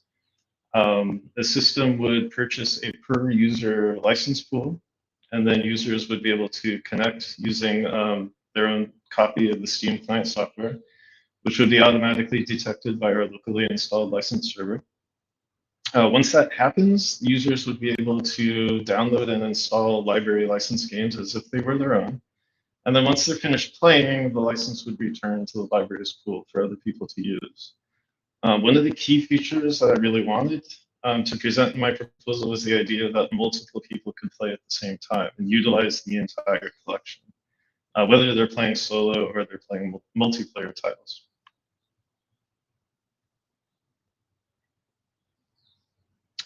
So why have this at the library? I mean, a game collection would help supplement research being conducted on games as cultural and technological artifacts by allowing people to actually interact with those artifacts and see how they work firsthand. This is an opportunity to support game development majors and programs, as well as an opportunity to feature games for and by diverse communities. There's the chance to promote user engagement within the library by featuring a PC game collection in programming and outreach activities. And it would also help supplement an existing tabletop games collection. A lot of games have both tabletop and video game versions. And just overall, it would provide a library a chance to provide a distinctive service. And games are just fun. They're recreational activities just like reading. So this is an example of some of the research that a digital PC game collection can supplement. Right here, we see some images from a recent book display at the UC Irvine Libraries titled Ready Player U, Exploring Identities, Values, and Choices in Video Game Stories. This display features works from the library's collection about video games in both print and ebook formats, addressing the more technical side of designing and creating video games, as well as the social and cultural impact of video games and how they represent us and our ideas.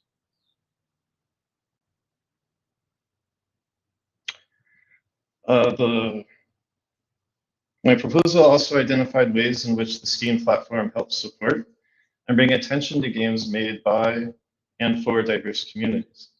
As noted in the list of example games from a moment ago, the Steam store includes player-suggested tags like female protagonist and LGBTQ, and it also hosts events and user curations like the Women's Day Sale by Wings Interactive, Black Voices in Gaming by the Media Indie Exchange, and the Accessibility Summer Showcase.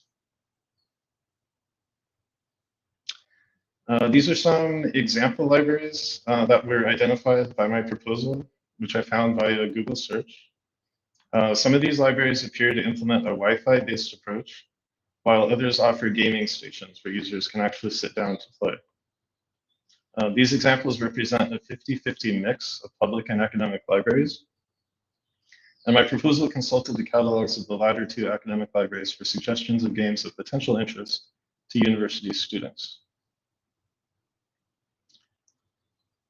In conducting my research about the Steam PC Game Cafe platform via Valve's publicly accessible website, my proposal identified a number of open questions and considerations.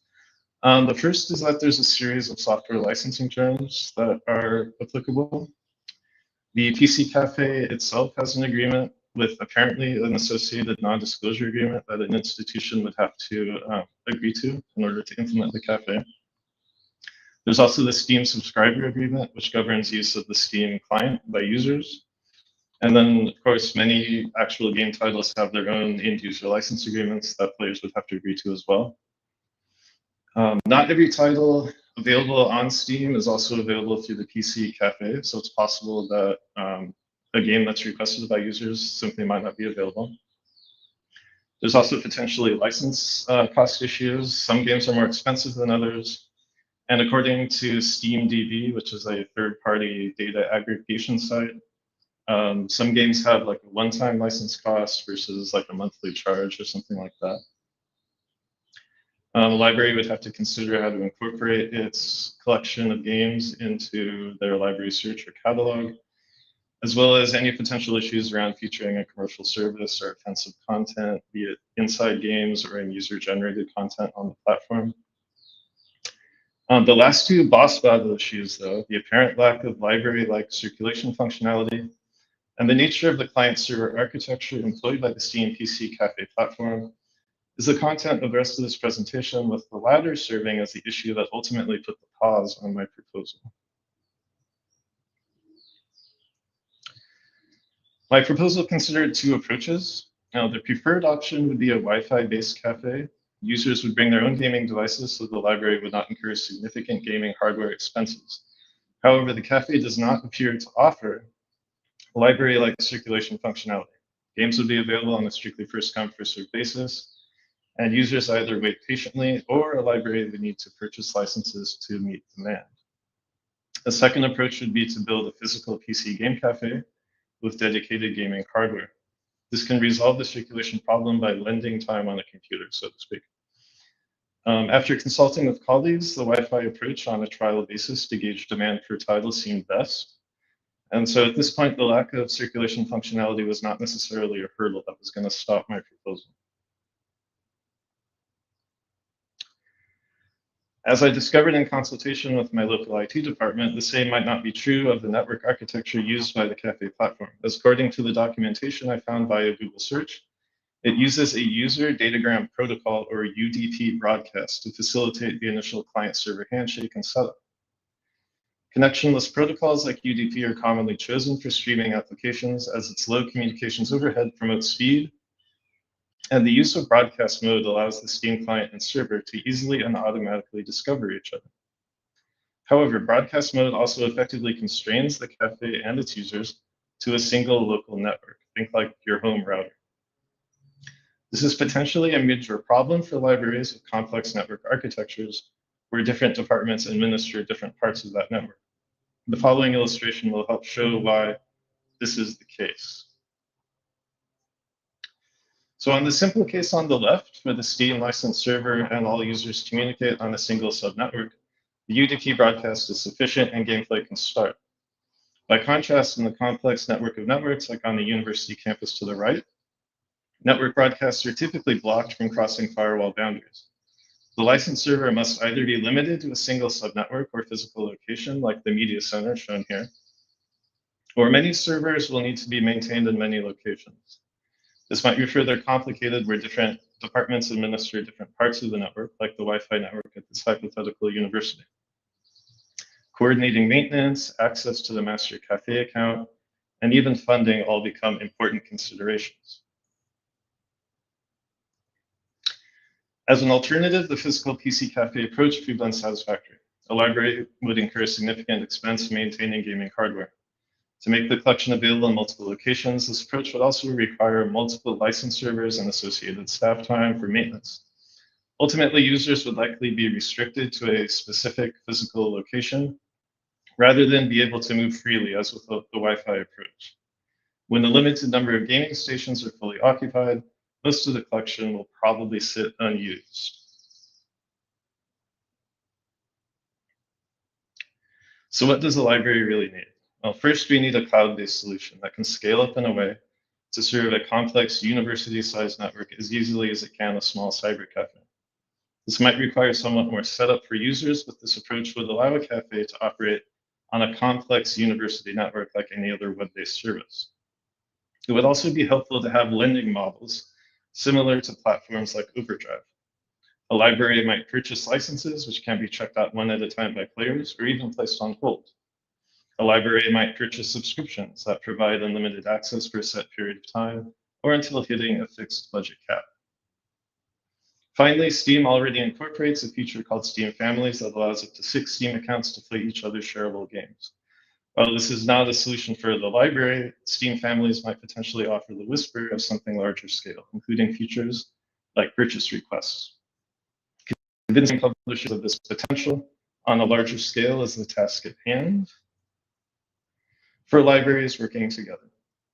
2 projects that I've discovered while working on my proposal include the Digital Games in Libraries project at UNC Greensboro and the European Federation of Game Archives, Museums, and Preservation projects. Both are working to help libraries approach the goal of expanding access to digital video games for play and preservation. I would encourage everyone to check out those projects. Thank you everyone for your time and attention today. I look forward to questions and comments and hopefully new ideas and information that will help bring new life to my proposal. Thank you again.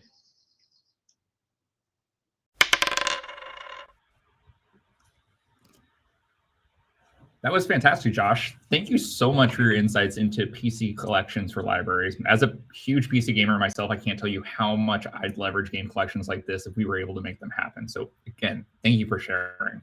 And now for the second presentation by Chris Baker, The Future of Digital Only Video Games and Libraries, Working Towards a Long-Term Borrowing Solution. Chris, take it away for us. Thank you so much. I just want to make sure that folks can hear me okay and folks can see my screen okay before I begin. Thumbs up or whatever. Awesome. I think I see some smiles, so I think we can. I can keep moving forward then. Well, for starters, I just want to say hello, everyone. Thank you so much. I'm so happy and honored to be here and be able to connect with you all. A huge thank you to the ALA Game RT for your incredible collective work, effort, knowledge, and expertise. This conference has been awesome so far, and I think I speak for everyone here when I say I think we're all really, really grateful. So thank you. A couple of quick housekeeping notes first. There's going to be a lot of information on my slides today, and I'm not expecting anyone to read through everything here live. I will do my best to give a solid overview of each slide's content, but I would encourage folks to give the slides a more thorough read through if you're interested after the conference, if you'd like to dig into things a little bit more. I'm kind of treating these slides somewhere between the beginning creation of a paper and slides for today, just to highlight what I'll be talking about. Second, all the text that you'll see in blue throughout my slides is hyperlinked. So you'll be able to click those to access additional information, just as that heads up ahead of time. So that's that. Let's get started with my presentation, The Future of Digital-Only Video Games and Libraries, Working Towards a Long-Term Borrowing Solution. So, who the heck am I? Well, for starters, I wanted to give you just a little bit of an overview of me and some of the work that I've been doing that's relevant to this space. I super appreciate what I heard from Josh, too. I can't wait to talk about some overlap of what Josh highlighted and some of the other projects I'll be talking about in this presentation. My name is Chris Baker. I'm a public library consultant and games and learning consultant on the library services team of the Wisconsin Department of Public Instruction, or DPI, as we call it, which is our state education agency. And yes, it is always fatiguing to have to do that mouthful of titles and stuff whenever I'm introducing my work. But anyways, as a consultant, I am really privileged to be able to work with lots of different partners, statewide and nationally, on all sorts of different public library-related projects. However, the projects I am most passionate about, for obvious reasons, are those in the games space. On the screen here, here's just a brief list of some of the things that I've worked on or I'm currently working on. There's a lot more that I could share with people if you're ever interested. One of these, specifically the National Games and Libraries Project, I'll dig into more specifically a little bit later in this presentation. But a couple of things I just wanted to highlight ahead of this. I proudly consider myself a video games scholar, for what it's worth. Video games are my favorite format of game type. I'm a daily player of all sorts of different genres across all different platforms. I write about games, I study and research games, I stay closely connected with games media, culture, and trends. Simply put, I love video games. So if anybody here wants to nerd out with me about them, please reach out to me. I'd also be remiss not to mention that I'm currently running for the president-elect of the American Library Association's Games and Gaming Roundtable. So I'm really passionate about leadership in the games and library space. If my experience or my presentation resonates with you today, please consider voting for me. So enough about me. I'll try to make this as straightforward as possible and in no uncertain terms about why I'm here and what we're here to talk about. Video games are now the most popular entertainment medium on the planet. Gamers are growing up, creating gaming families of their own, and we have more gamers than ever in the US. And though we do so much, of course, libraries ultimately often, unfortunately, live and die by the health of their collections and the circulation of their materials. This is often representative of a community's needs and interests, but it's really important to funding and to demonstrating the health and the efficacy of a library.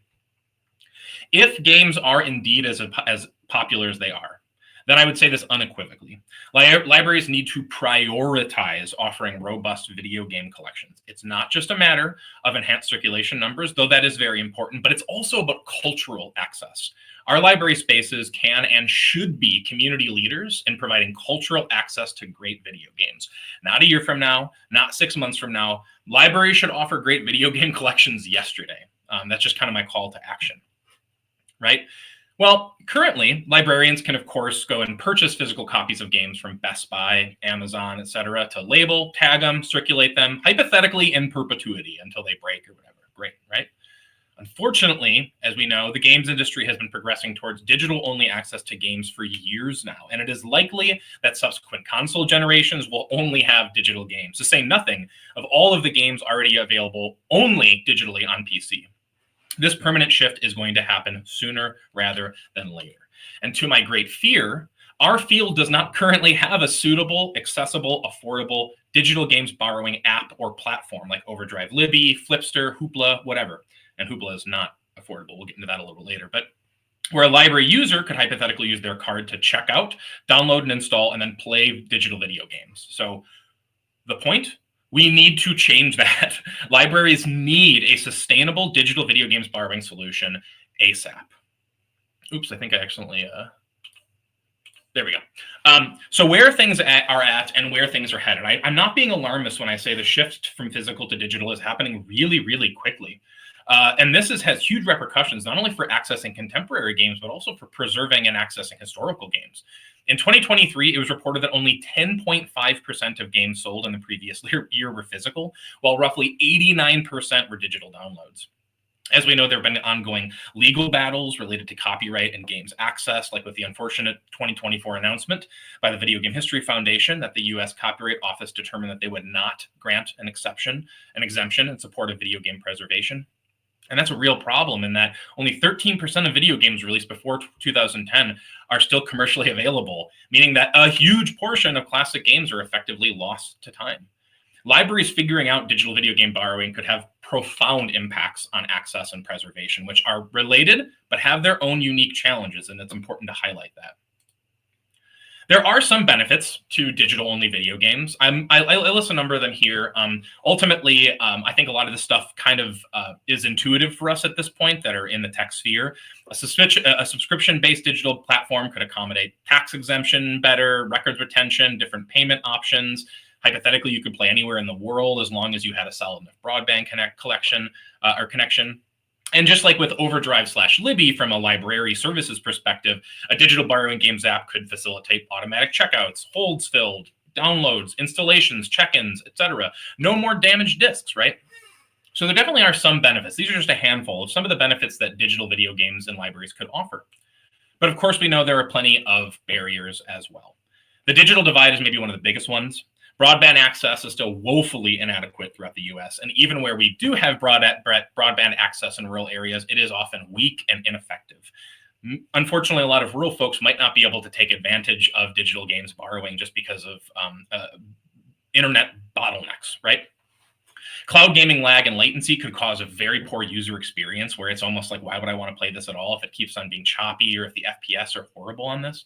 And then we know, like I mentioned earlier, subscription models like Hoopla are often prohibitively expensive for libraries. I'm not trying to specifically call it Hoopla, but I just know of a lot of libraries and library systems that are even hesitant to promote that they have Hoopla because they can't fill the need for their patron base. So it becomes embarrassing and troublesome for them. We don't want to head down that pathway. We want to make sure this is affordable and sustainable for libraries, and that whatever we end up doing protects game developers as well, and gives library users an awesome gaming experience.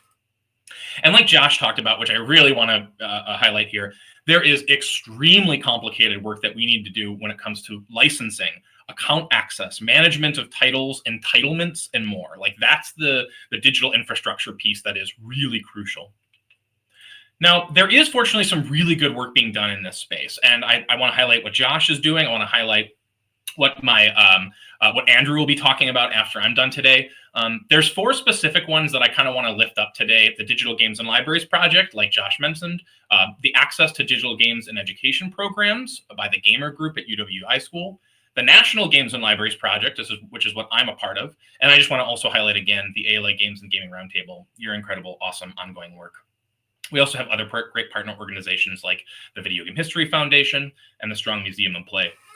But who needs to be at the table? I have a list here of just some that I thought of at the top of my head, but library leaders, contacts from e-borrowing platforms, admins or managers at digital game libraries and purchasing platforms. Like I've got a connection with GOG at this point. I've got a connection with Amazon Luna, but what about itch.io? What about Humble Bundle, Steam, Epic Games? I mean, there's also just regular grassroots game developers and publishers. We need to build relationships with them because maybe it's more on the individual relationships basis than it is about getting access to a massive library at once. And many, many more people. So for starters, I just want to talk briefly about the Digital Games and Libraries Project. This is one of the things that I think I'm most excited about that I think will be resulting in unbelievably powerful deliverables that we will be able to utilize in this space. Ultimately, the Digital Games and Libraries project is a fiscal year 2024 funded IMLS National Leadership Grant for Libraries project that is consisting of 3 phases. An exploratory research phase, which they have just about wrapped up right now. I've chatted with Colin. He's an awesome dude. And they're now coding the research to identify themes and trends. Folks can eventually anticipate a blog post or informal piece of writing that will describe that. Please check out their website. It's linked here, of course, and that's where you're going to get more information about this. And then building off of what they learned from that research, they're going to organize a national virtual forum that brings people together from the library world and the game world to discuss these issues and to collaboratively develop collection strategies that work for everyone. And finally, the Digital Games and Libraries project is assembling working groups in the near future that will be full of key stakeholders that will want to be a part of this process. So an advisory committee that will probably also constitute the project's working group will begin planning the forum to be probably offered in October 2025. Contact Colin if you'd like to get involved or learn more. Another really cool part about this, and another project I talked about, preservation versus access. Lane Cohen and the amazing folks that are at the Gamer Group at the University of Washington iSchool are working also on a fiscal year 2024 IMLS grant project called Access to Digital Games and Education Programs. They're currently completing robust research about access and preservation. Remember, these are 2 different things, but obviously have overlap. Deliverables of the project will inevitably include a comprehensive list of games and with metadata, accessibility information, best practices, etc., for preserving their digital heritage and making sure that these things are culturally accessible in the long term. Remember, only about 13% of games released before 2010 are still commercially available. So the work that the Gamer Group and Lane is doing is incredible and could have profound impacts for us sustaining this amazing art form that we all love. And then finally, this is the one that I want to talk about that I'm involved in. This is also a fiscal year 2024 IMLS National Leadership Grants for Libraries project. So I got to give a huge shout out to our IMLS partners, especially with everything that's been going on recently. They really funded games hard in 2024, and we are going to see some amazing results because of that. So please, big shout out to the IMLS as well.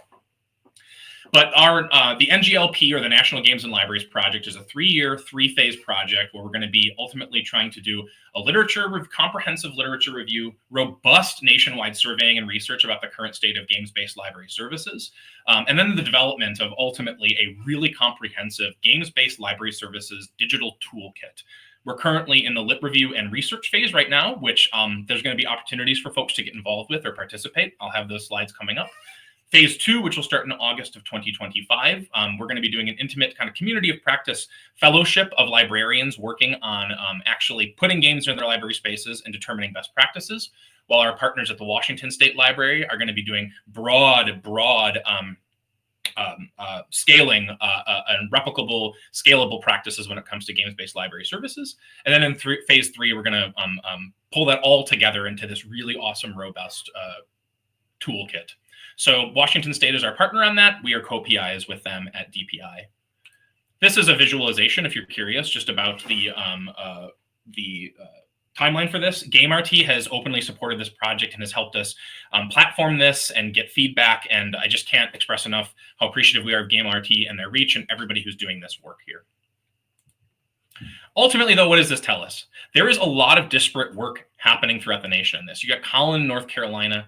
You've got us in Wisconsin, including learning game studios like Filament Games and Field Day Learning Games, local librarians like my buddy Alexander Johnson here. I also mentioned I recently connected with Ryan Schmidt, who's the creative director of Amazon Luna. That's a huge company, and that's a cloud gaming platform. I don't know what that would mean in the end, but it's nice to have interest from large companies. I think Colin Post's work with the grassroots efforts and working really right with developers is going to be maybe the sweet spot for us to figure this out moving forward. But the one thing I've consistently heard from anybody who's in this space is, well, how many people are actually playing games at libraries? So if we want to persuade game developers, game platforms, digital libraries to bring their games to libraries, we need to demonstrate the efficacy of borrowing games in libraries. And that's a lot of the research that we will be doing as a part of our phase 1, is trying to see how many games are you offering in your libraries? How are they checking out? So we can take that information, go to the game developers and say, this is persuasive data. If you put games in libraries, you will get a lot of access and a lot of usage. So that's just some of what we're doing right now. Ultimately, I want to try to pull all these things together. I'd love to be kind of a voice of pulling these things together and be a collaborator that's kind of in the middle, the center of the spoke. there's opportunities to get involved. I want to say thank you to everybody for watching today. You can follow up directly by email, or I've got 2 different forms you can fill out here. One is to be throw your hat in the ring to be involved with digital-only video games and libraries, working towards a solution. You can fill out that form. And if you want to participate in our research about games-based library services and help us with that data that we're collecting and help us develop best practices, you can fill out that second form there, and I'll be in contact with you with surveys in the near future. But ultimately, please consider getting involved in either of these, and reach out if you want to talk more about this. I'm so pleased to be here. Thank you, everybody. Hope you have a great rest of your day.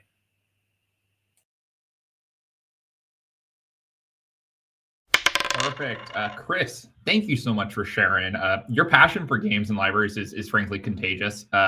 It definitely sounds like an uphill battle, protecting our games and getting them in the hands of patrons. But you've certainly explored the paths that we're already following to try to make that happen, and a lot of great efforts. So again, thank you so much for sharing. And now we're going to move over to our final presentation for the session block. I'm definitely looking forward to this one. This is Playful Records, a collection builder archive for Canadian game studies education by Andrew Bailey. Andrew, go ahead and take over and lead us through this. Andrew. That is correct. I was still muted. Then juggling between all my tabs and windows here for this, but getting going. So yeah, no, I'm excited to chat. I think I'm going to be maybe a slight difference or outlier with these presentations, but I think that'll be all the more exciting. So yeah, my name is Andrew Bailey, and today I'm going to be talking about my current postdoctoral research creation project with the Technoculture Art and Games Research Lab at Concordia University in Montreal, Canada. There I'm producing a digital archive focused on Canadian indie game development that's intended as a pedagogical tool for game studies educators who are interested in bringing Canadian video game history into their classrooms. This project, which I've titled Playful Records, is funded by the Social Sciences and Humanities Research Council of Canada, and also has a corresponding monograph associated with it that's currently under contract with Amsterdam University Press. The game that I've selected, and I've a screenshot of which pictured here on my title slide, as the primary focal point for this digital archiving project is Celeste, a critically acclaimed indie game that was developed by a small Canadian studio called Matty Mix Games, who have since rebranded to Extremely OK Games. For those of you who might be unfamiliar with the game, Celeste is a 2D pixel art side-scrolling platformer that is aesthetically and mechanically similar in many ways to older Super Mario games. Narratively, the game presents the story of Madeline, a young red-haired trans woman attempting to climb a fantastical version of the real-world Celeste Mountain in British Columbia, Canada. The journey is both physical and emotional, with the game using Madeline's tricky ascent up the mountain as a metaphor for the character's ongoing struggles with anxiety, self-doubt, and depression. This connection is further symbolized by her frequent encounters with a shadowy version of herself called Badeline, who embodies her inner fears and negative self-talk. And overall, Celeste uses its arduous platforming challenges in combination with an encouraging approach to accessibility options and difficulty settings to communicate messages of persistence and growth, which many players have enthusiastically responded on social media and through the creation of paratext such as YouTube video essays, Twitch speedruns, and custom levels and art assets. I skipped ahead a little too early. The game's critical and financial success demonstrates the power of regional game development, and by focusing on documenting the trajectory of its development and the formation of its lively fan community, this project aims to promote more localized approaches to game studies and game history. Furthermore, Celeste's nuanced approach to mental health and queerness also offers opportunities to document narratives that traditional, typically technologically focused approaches to video game history have often overlooked. To produce my archive, I've opted to work with Collection Builder, which is an open source digital archive and exhibition creation tool that was developed by scholars at Iowa State University and the University of Idaho to help GLAM institutions quickly build online collections. I decided on this particular tool because the archives that it produces are Jekyll-based static websites that can easily be locally hosted and accessed without necessarily having to worry about all of the ongoing plug-in maintenance and platform updates that come with more popular dynamic web design platforms such as WordPress or Drupal.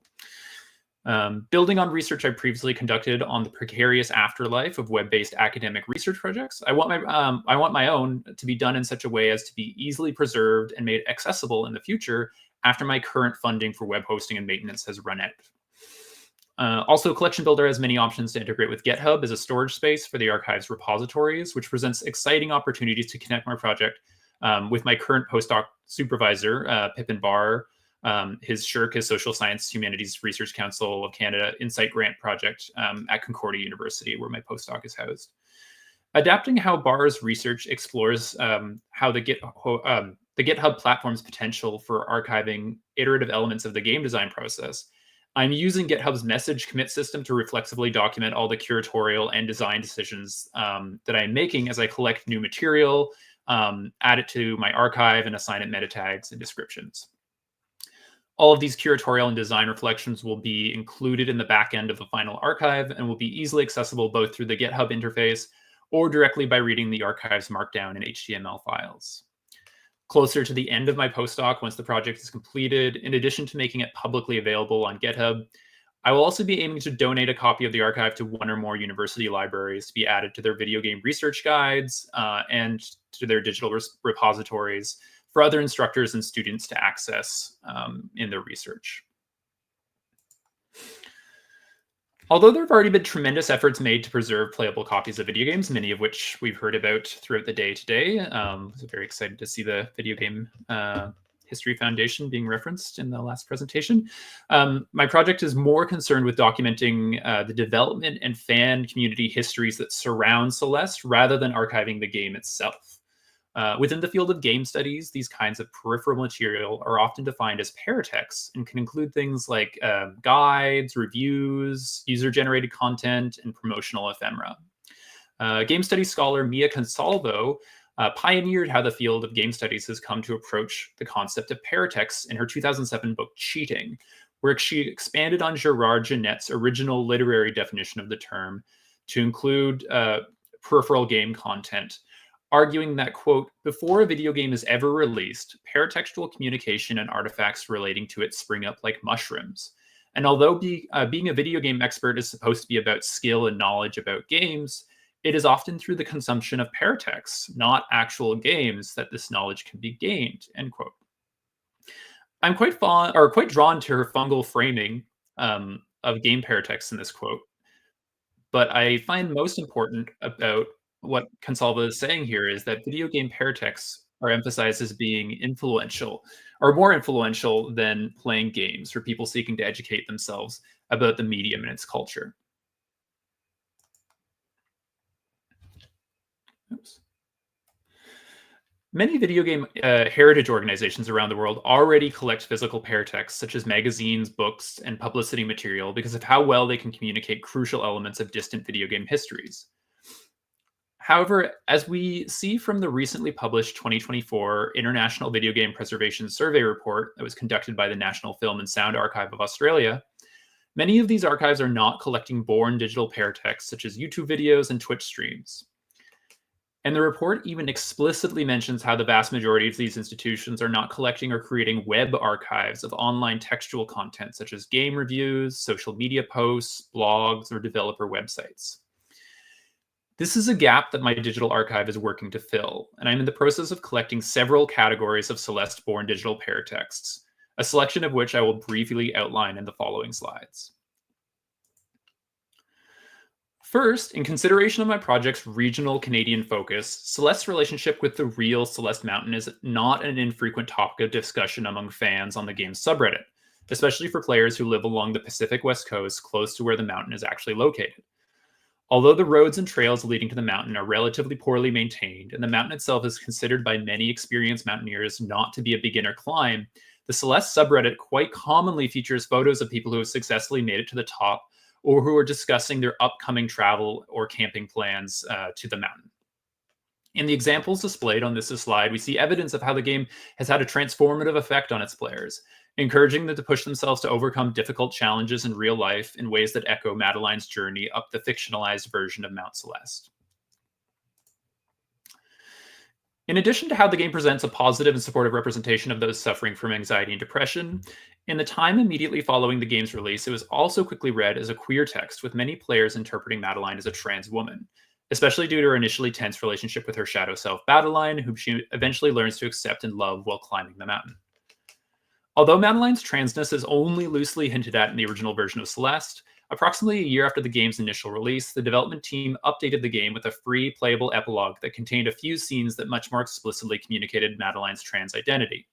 This consisted of a trans and queer flag shown on Madeline's desk and some photos of Madeline as a child, where she had a short page boy haircut. Although for many queer fans, this additional content helped to positively canonize their initial reading of Madeline's gender identity, for others, the ongoing lack of fully explicit textual confirmation was read as a hesitancy on the developers' part to publicly commit to positive trans representation. In response to the community's polarized reaction to the epilogue update, Maddie Thorson, Celeste writer, director, and programmer, published a post on her Medium blog that has since been backed up on her website, confirming that, yes, Madeline is officially trans, and that the initial ambiguousness of her gender identity had a lot to do with Thorson's own history of anxiety and depression, and her decision to initially come out as non-binary and eventually transition throughout the process of writing and developing Celeste. Since Thorson posted this open and emotional article, the Celeste fan community has become even more of a celebratory and positive space for queer expression, discussions of mental health, and fan creativity. Much of my focus on Celeste for the paratextual archive I'm creating is on its fan community and how the game's approach to mental health and gender identity, and Maddie Thorson as an empathetic and relatable creator, have resonated with them. However, in addition to fan-created material, I'm also looking at developer-related content, such as the 2 decades worth of Wayback Machine snapshots of Maddie Thorson's professional website, and the open-source prototypes and demos that the Celeste development team has released to the public on GitHub. Among the various types of Celeste-born digital paratext I'm assembling, I'm currently most advanced in collecting user-generated consumer reviews from the Steam digital distribution platform using an open-source scraping tool. In an article currently under review, I argue that Steam reviews can collectively be seen as a platformized community archive of individual player experiences, going beyond their typical use as large anonymized datasets and quantitative games research. Celeste Steam reviews often include personal reflections on how the game impacted its players' lives, especially through its positive portrayal of mental health and gender identity, as well as its emphasis on persistence in the face of adversity. These reviews serve as a unique form of informal game criticism due to the gamified social affordances of the Steam platform and are a vital part of Celeste's cultural legacy. Additionally, Steam reviews are quite significant because they are widely known to cumulatively have a material impact on a game's sales, with each game's store page clearly indicating the percentage of positive reviews. For Celeste, the timeline of these reviews and how their focus noticeably shifted after Madeline's transness was confirmed is a significant part of this game's history and work to clearly communicate its affective impact not only on its fans, but also on broader video game culture. Zooming back out a bit to the front end and intended educational utility of my archival project, as I've mentioned, I am explicitly designing it for use in undergraduate and graduate level game studies courses. The idea for creating a pedagogical archive dedicated to a single game is largely inspired by a GDC presentation by game studies scholars and art game developers Stephanie Bullock and Patrick Lemieux called One Quarter, One Game, Approaches to Teaching a Single Game Seminar, where they outlined their method for teaching a couple of courses respectively dedicated to Doom and Kentucky Route Zero. With this in mind, using the built-in affordances of the Collection Builder tool, I'm working to craft a dozen pedagogically oriented exhibition pages, each focused on one of the archive's most prominent meta tags, such as mental health, Canada, gender identity, and indie game development. Theoretically, these 12 pages would correspond to the 12 weeks of a typical university course and would each have teachers' resources attached to each page to help easily bring that week's worth of Celeste content into game studies classrooms. In addition to Bullock and Lemieux's pedagogical scholarship, this project is also informed by my recent work with a Canadian video art and short film streaming platform called Bookavoo, where I was awarded a grant by the Canadian government to help in the publication of a series of teacher's guides for the platform. Each of these guides includes short essays, reading lists, discussion prompts, and assignment ideas to help interested K-12 and university-level educators easily bring Canadian queer and feminist short films into their classroom. Echoing my methods from this previous project, my Celeste archive will include similar teaching resources alongside a sample syllabus and a public tutorial collection with relevant potential readings included. Additionally, to help bring more interactive aspects of Celeste into the classroom, the archive will include technical instructions for downloading using open source Celeste modding software and community-generated save states to access various specific parts of the game. I will also be providing instructions for how to access the open source code for the multiple Celeste prototypes and demos that the development team has made publicly available through GitHub. And with that, I come to the end of my presentation. To wrap up, just doing a quick overview of what my postdoctoral research creation project sets out to accomplish. At its core, this project aims to create a digital archive focused on the Canadian indie game Celeste, with a focus on its vibrant development and fan community. The archive will serve as a pedagogical resource for educators in game studies, offering a way to incorporate Canadian video game history into classrooms. Rather than archiving the game itself, this project emphasizes the paratext, such as fan reviews, mods, videos, and developer notes that surround Celeste, shedding light on the often overlooked narratives of the game's community. This work directly addresses the gap in preserving born digital materials, particularly paratext, which many traditional archives have yet to fully engage with. By centering Celeste, the archive brings attention to mental health and queerness, themes that are crucial yet frequently marginalized in mainstream game histories. Using the open source collection tool, or the open source collection builder tool, the archive is designed for long-term accessibility and sustainability, with plans to donate it to a university library as a teaching resource for years to come. And ultimately, Playful Records, the name of my digital archive and accompanying book, demonstrates how independent game archives, especially those focused on paratext and community-driven content, can play a transformative role in research, teaching, and community engagement with GLAM institutions. By preserving these diverse narratives, we can cultivate a richer, more inclusive understanding of game design, mental health, and queer identity in the context of regional forms of indie game development. And that's it. I think I've been almost on time, so just a little bit over. And there's all my contact info for interested folk.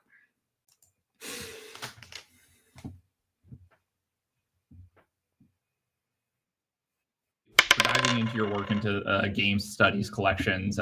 Frankly, I had not heard the term paratext previously and had not placed the value on those resources initially. And I've clearly consumed plenty of paratext over the years to review and actually play through games. Immediately, I'm thinking of like Elden Ring and Dark Souls and like min-maxing my builds. And it's all through that kind of materials. And I can't imagine losing access to those. And the value that your collections are providing there, especially the games like Celeste. So thank you again, Andrew, for diving into that and kind of sharing some of that. That's some amazing stuff.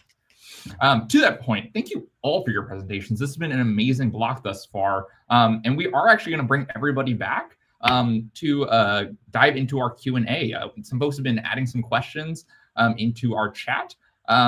For our audience, if the audience is interested in adding any additional questions, feel free to throw them into the chat, and we will have our moderators pull those together, and we'll start asking our presenters about those. And we've got a few already sent in for each of our presenters, so I'm going to go ahead and start diving into those. We're going to continue doing this until roughly 2:05 Central. So we've got a little bit of time to dive into this. I'm really excited. So let's go ahead and get started. My first one here is for Josh.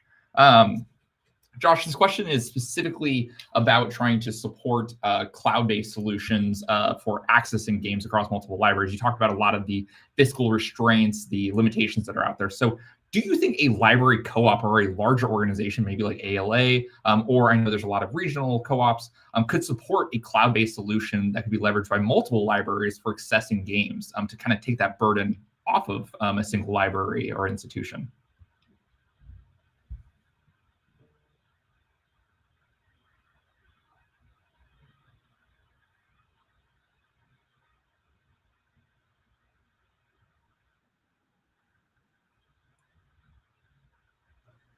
Sorry about that. Okay, can you hear me? Yeah.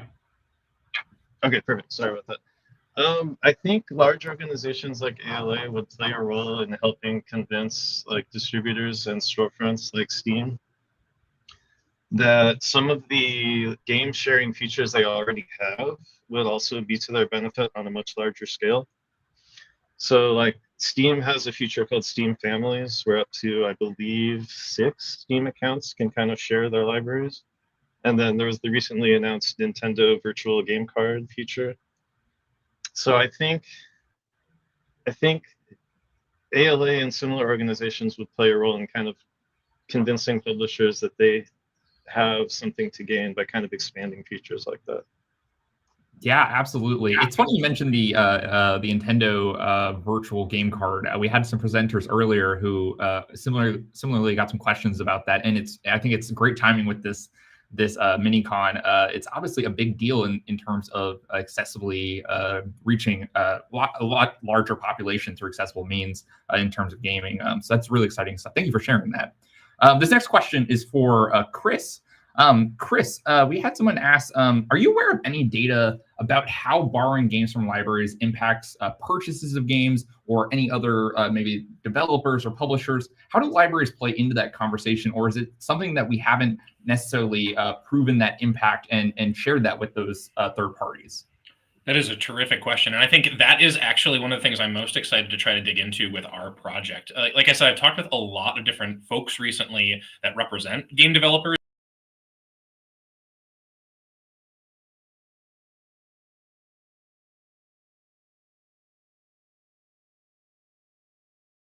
Who is the director of Midwest Games, who make their own games, but he also is involved with the Wisconsin Games Alliance. He's the president of the Wisconsin Games Alliance, and then also is a major organizer for MDev, which is like a Midwestern developers conference, right?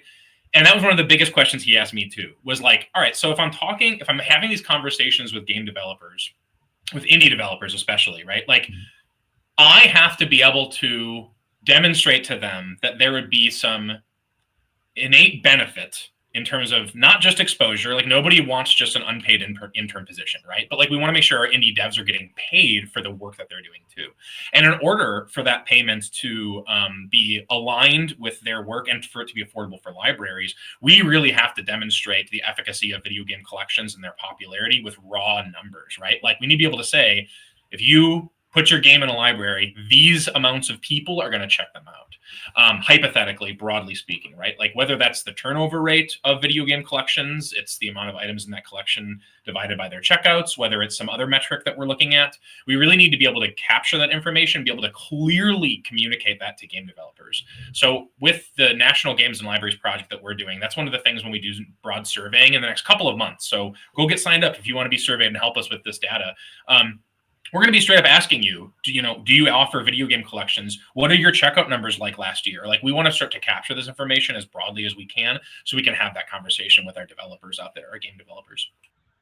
Yeah, Chris, I said it before, it's contagious hearing you talk because I just feel like I want to join the crusade with you. No, it's fantastic stuff. And like you said, I think there's work to be done. But I think there's a lot of impact that we could have through just collecting good data from stuff we're already doing.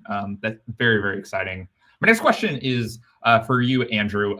Specifically, can you speak on your experience leveraging Collection Builder for developing your digital archive? Is it accessible to novice users? Because I think what you're saying, you talked a lot about Celeste, but I'm sure there's other folks out there that would love to take on their own projects like this and build their own collections to support maybe their local communities or their countries. Can you speak on using that tool set and any maybe hiccups that you ran into? Yeah, sure. So the project, I didn't give maybe the context timeline, but I'm still I kind of just started this postdoc, so I'm a little bit early. But I chose I chose Collection Builder because of its ease of use. It is an open source tool. You can, for anyone who's unfamiliar, hasn't used GitHub. I hadn't really used GitHub that much prior to kind of choosing this tool and starting to use it. But you can just clone one of their GitHub repositories for a Collection Builder website. And there's a lot of really easy ways. It's a very well documented project. So there's lots of little walkthroughs for how to start a repository. If you want to run it through, if you want to have it be a GitHub-based repository for storing all of it, or you can have a Google Drive, like using Sheets or a CSV file, there's lots of different ways of storing the data and bringing it into the website for it to be accessible on the front end. So I would argue that it's extremely it's very beginner friendly, and in addition, like I mentioned in my presentation, that it's the main goal behind it is that it's meant to be accessible for GLAM institutions, but also even on their documentation on their website, like they point, a lot of the sample sites are used in information sciences and library sciences classrooms for students, like student projects quickly within the framework of a seminar, or it's pretty easy to workshop. So I haven't run into too many snags. I think the only main snag that I've run into it so far is that, like, in its default state, it doesn't have a lot of terribly aesthetic options for like making it look pretty. Like if you know your way around web design, like there's obviously lots of ways, and there's examples that you can find pretty easily of people who've customized it in pretty deep ways, but right out of the box, it's fairly kind of gray, black and white, very like kind of an uninteresting aesthetic. But aside from that, I really have not run into too many roadblocks, and I would encourage it for anyone looking to build a digital archive for whatever project, like not necessarily games, but it works really well. But also for teaching it, using it as a teaching tool as well. I think like I would only recommend at this point not too many big roadblocks. That's awesome. Yeah. That's fantastic. I love a good tool set like that has some actually good documentation to back it up. I think that really helps, like you said, both students as well as library professionals try to leverage these tool sets for a variety of collection building, much less games at that rate. Thank you for sharing that. My next question for y'all is actually for everybody. This is coming from Under the Ferns on Twitch. What are some real world and timely ways we can affect changes to the current and future outlook of legalities and possibilities to have a digital lending library and platform to our community members and library users? In addition to participating in Chris's and other fact-finding missions, is this something we can be talking to our legislators about, educating patrons about? I think this question really gets back at how do we make an impact? You guys have made some really compelling cases for some of these areas. So what can we do? What have you all seen work? And anybody is welcome to answer here, and we can kind of popcorn around. I'll start if that's all right. And part of it is because I know Under the Ferns. I think it's my colleague Jenna who did a presentation with me and my pal Jamie about video game collections and libraries parts 1 and 2. Those were on YouTube. Indiana State Library hosted us for that and was co-sponsored by the Game RT.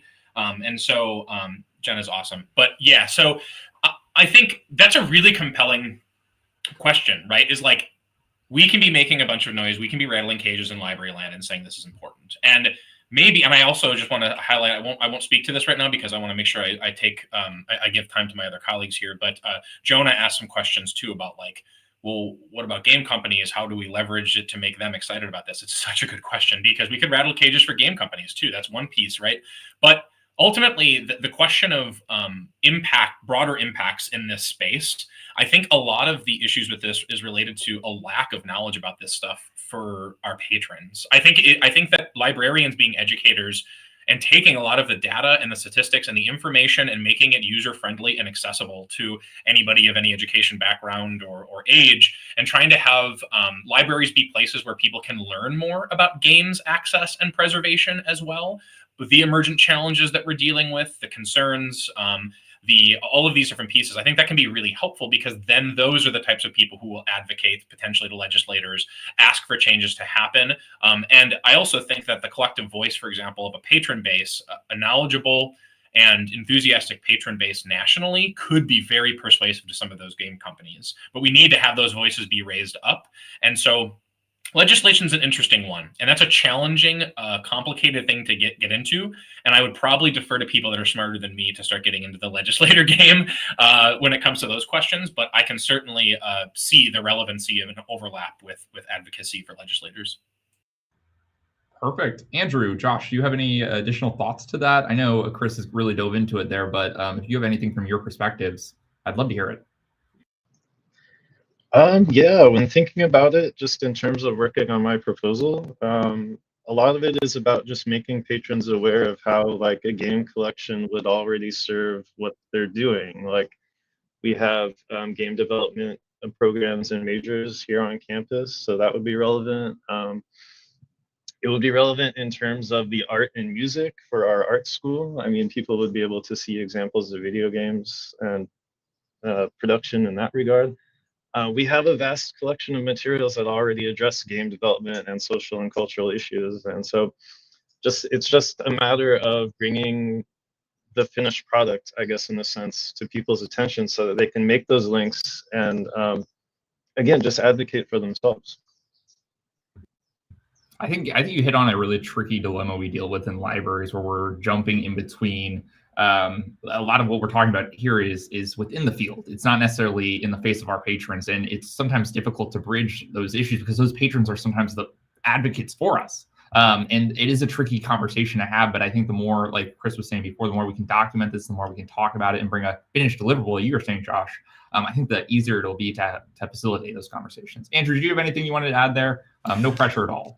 No, yeah, I do. It's like a little bit, maybe, again, kind of coming at where I guess I'm coming at things from I teach game studies classes like a lot. So that's like on top of my own research. That's where I come to things from. But with, there's a project, it's called the Game and Interactive Software Scholarship Toolkit that I found pretty exciting in this. It's, I guess, less about lending out full games, but it's a way of using emulation to like be able to access playable snapshots of games like through browser-based emulation and play like a 2-minute snapshot. And I feel like maybe, I don't know exactly. I think the idea of maybe like pushing in the legalization of like maybe like finding ways like that project or ways to kind of have explore like different kinds of fair use, or like be able to like take smaller portions or remix, like being able to play around with them, maybe not in their whole, the video games in their whole, but being able to bring selections and kind of take advantage of a lot of the affordances that emulation provides, besides just like a full emulated copy of a game. But I think I was also just wanting an excuse to shout that project out because it's one I find to be particularly exciting. Maybe I'll put a link in the chat. Yes, feel free. And I think that's it's part of doing a libraries-centric conference in some ways, but I think we all have a ton of resources that are fantastic. And I encourage, if anybody's watching, to connect with these folks. It sounds like a lot of us in this session block are very involved in this research, into this field, into pushing games forward. So if you're interested in getting involved, whether it's through projects like Chris was talking about, or you're interested in exploring collections with Andrew, or some of the work Josh is doing and trying to make sure we have access in our libraries, absolutely connect with them. We only have a few minutes left. I did want to hit on one other question. Chris, this one I'm going to throw back to you. And I know you've been kind of talking about this a little bit, but do you think the partnerships with developers, because I know you talked about that a little bit, is trying to connect with these different partners, and you mentioned connecting with the head at Amazon Luna. Do you think those partnerships with developers and game publishers should be developed through individuals and their institutions, or through those larger institutions like ALA and like GameRT at that rate? I see both happening. And I'm curious, is it a hybrid model? Or do you think there's a group that should step up, or is it an individual responsibility? I think it's just such a good question. I think I mostly land that it'll end up being a hybrid model, but I think that the weight should be more towards individual organizations and agencies, and with larger institutions maybe offering support, especially networking support. Like one of the organizations that we'll be working with for our project is COSLA, the Chief Officers of State Library Agencies. They'll really help us disseminate our surveys out to all state libraries and to libraries themselves, right? But I don't know how, like, the leaders in this space are here. The leaders in this space are GameRT. They're the people that are presenting today. They're the people that are doing these grant projects. And those are the people that I feel most compelled by doing the work with then support, maybe a hybridized support model from larger institutions.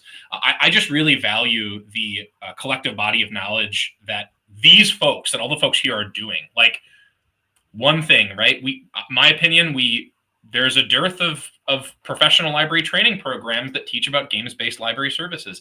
These people here today, we're the ones who could create a curriculum in the future to teach future librarians about games-based library services.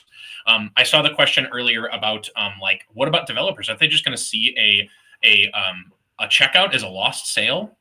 It's a very, very reasonable thing to consider and ask, especially related to larger companies like Netflix or Epic or Steam. But what I was talking with Ben Cavallo of Midwest Games yesterday, he was saying, like, a lot of indie game developers, it is so hard to cut through, of course, all the noise on Steam.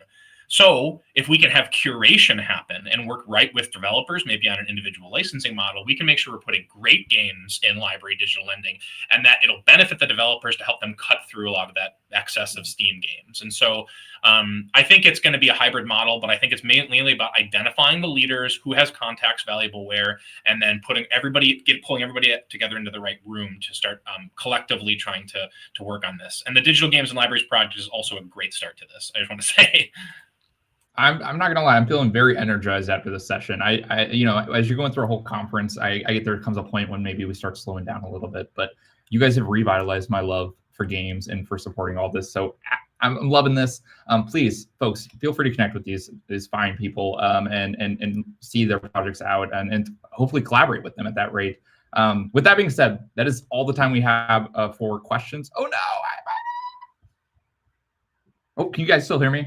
Our power just went out for like a second at our library. You can see like some lights have just changed. I was just gonna say before it dies fully, that is our last question. We're gonna put a link in chat, and I think we already have, so attendees can give feedback to our presenters. It's a short 4-question survey, and filling it out enters you into a drawing for a Steam copy of Core Keeper, which looks super cool. I've been checking it out every time we throw it in chat. With that being said, thank you all so much once again to Andrew and to Josh and all. Thank you guys so much for being part of this. We're going to take a moment to switch back to our next session block, which starts at 2:15 p.m. Central. So stick around. We'll be right back. But again, thank you guys so much, and stick around.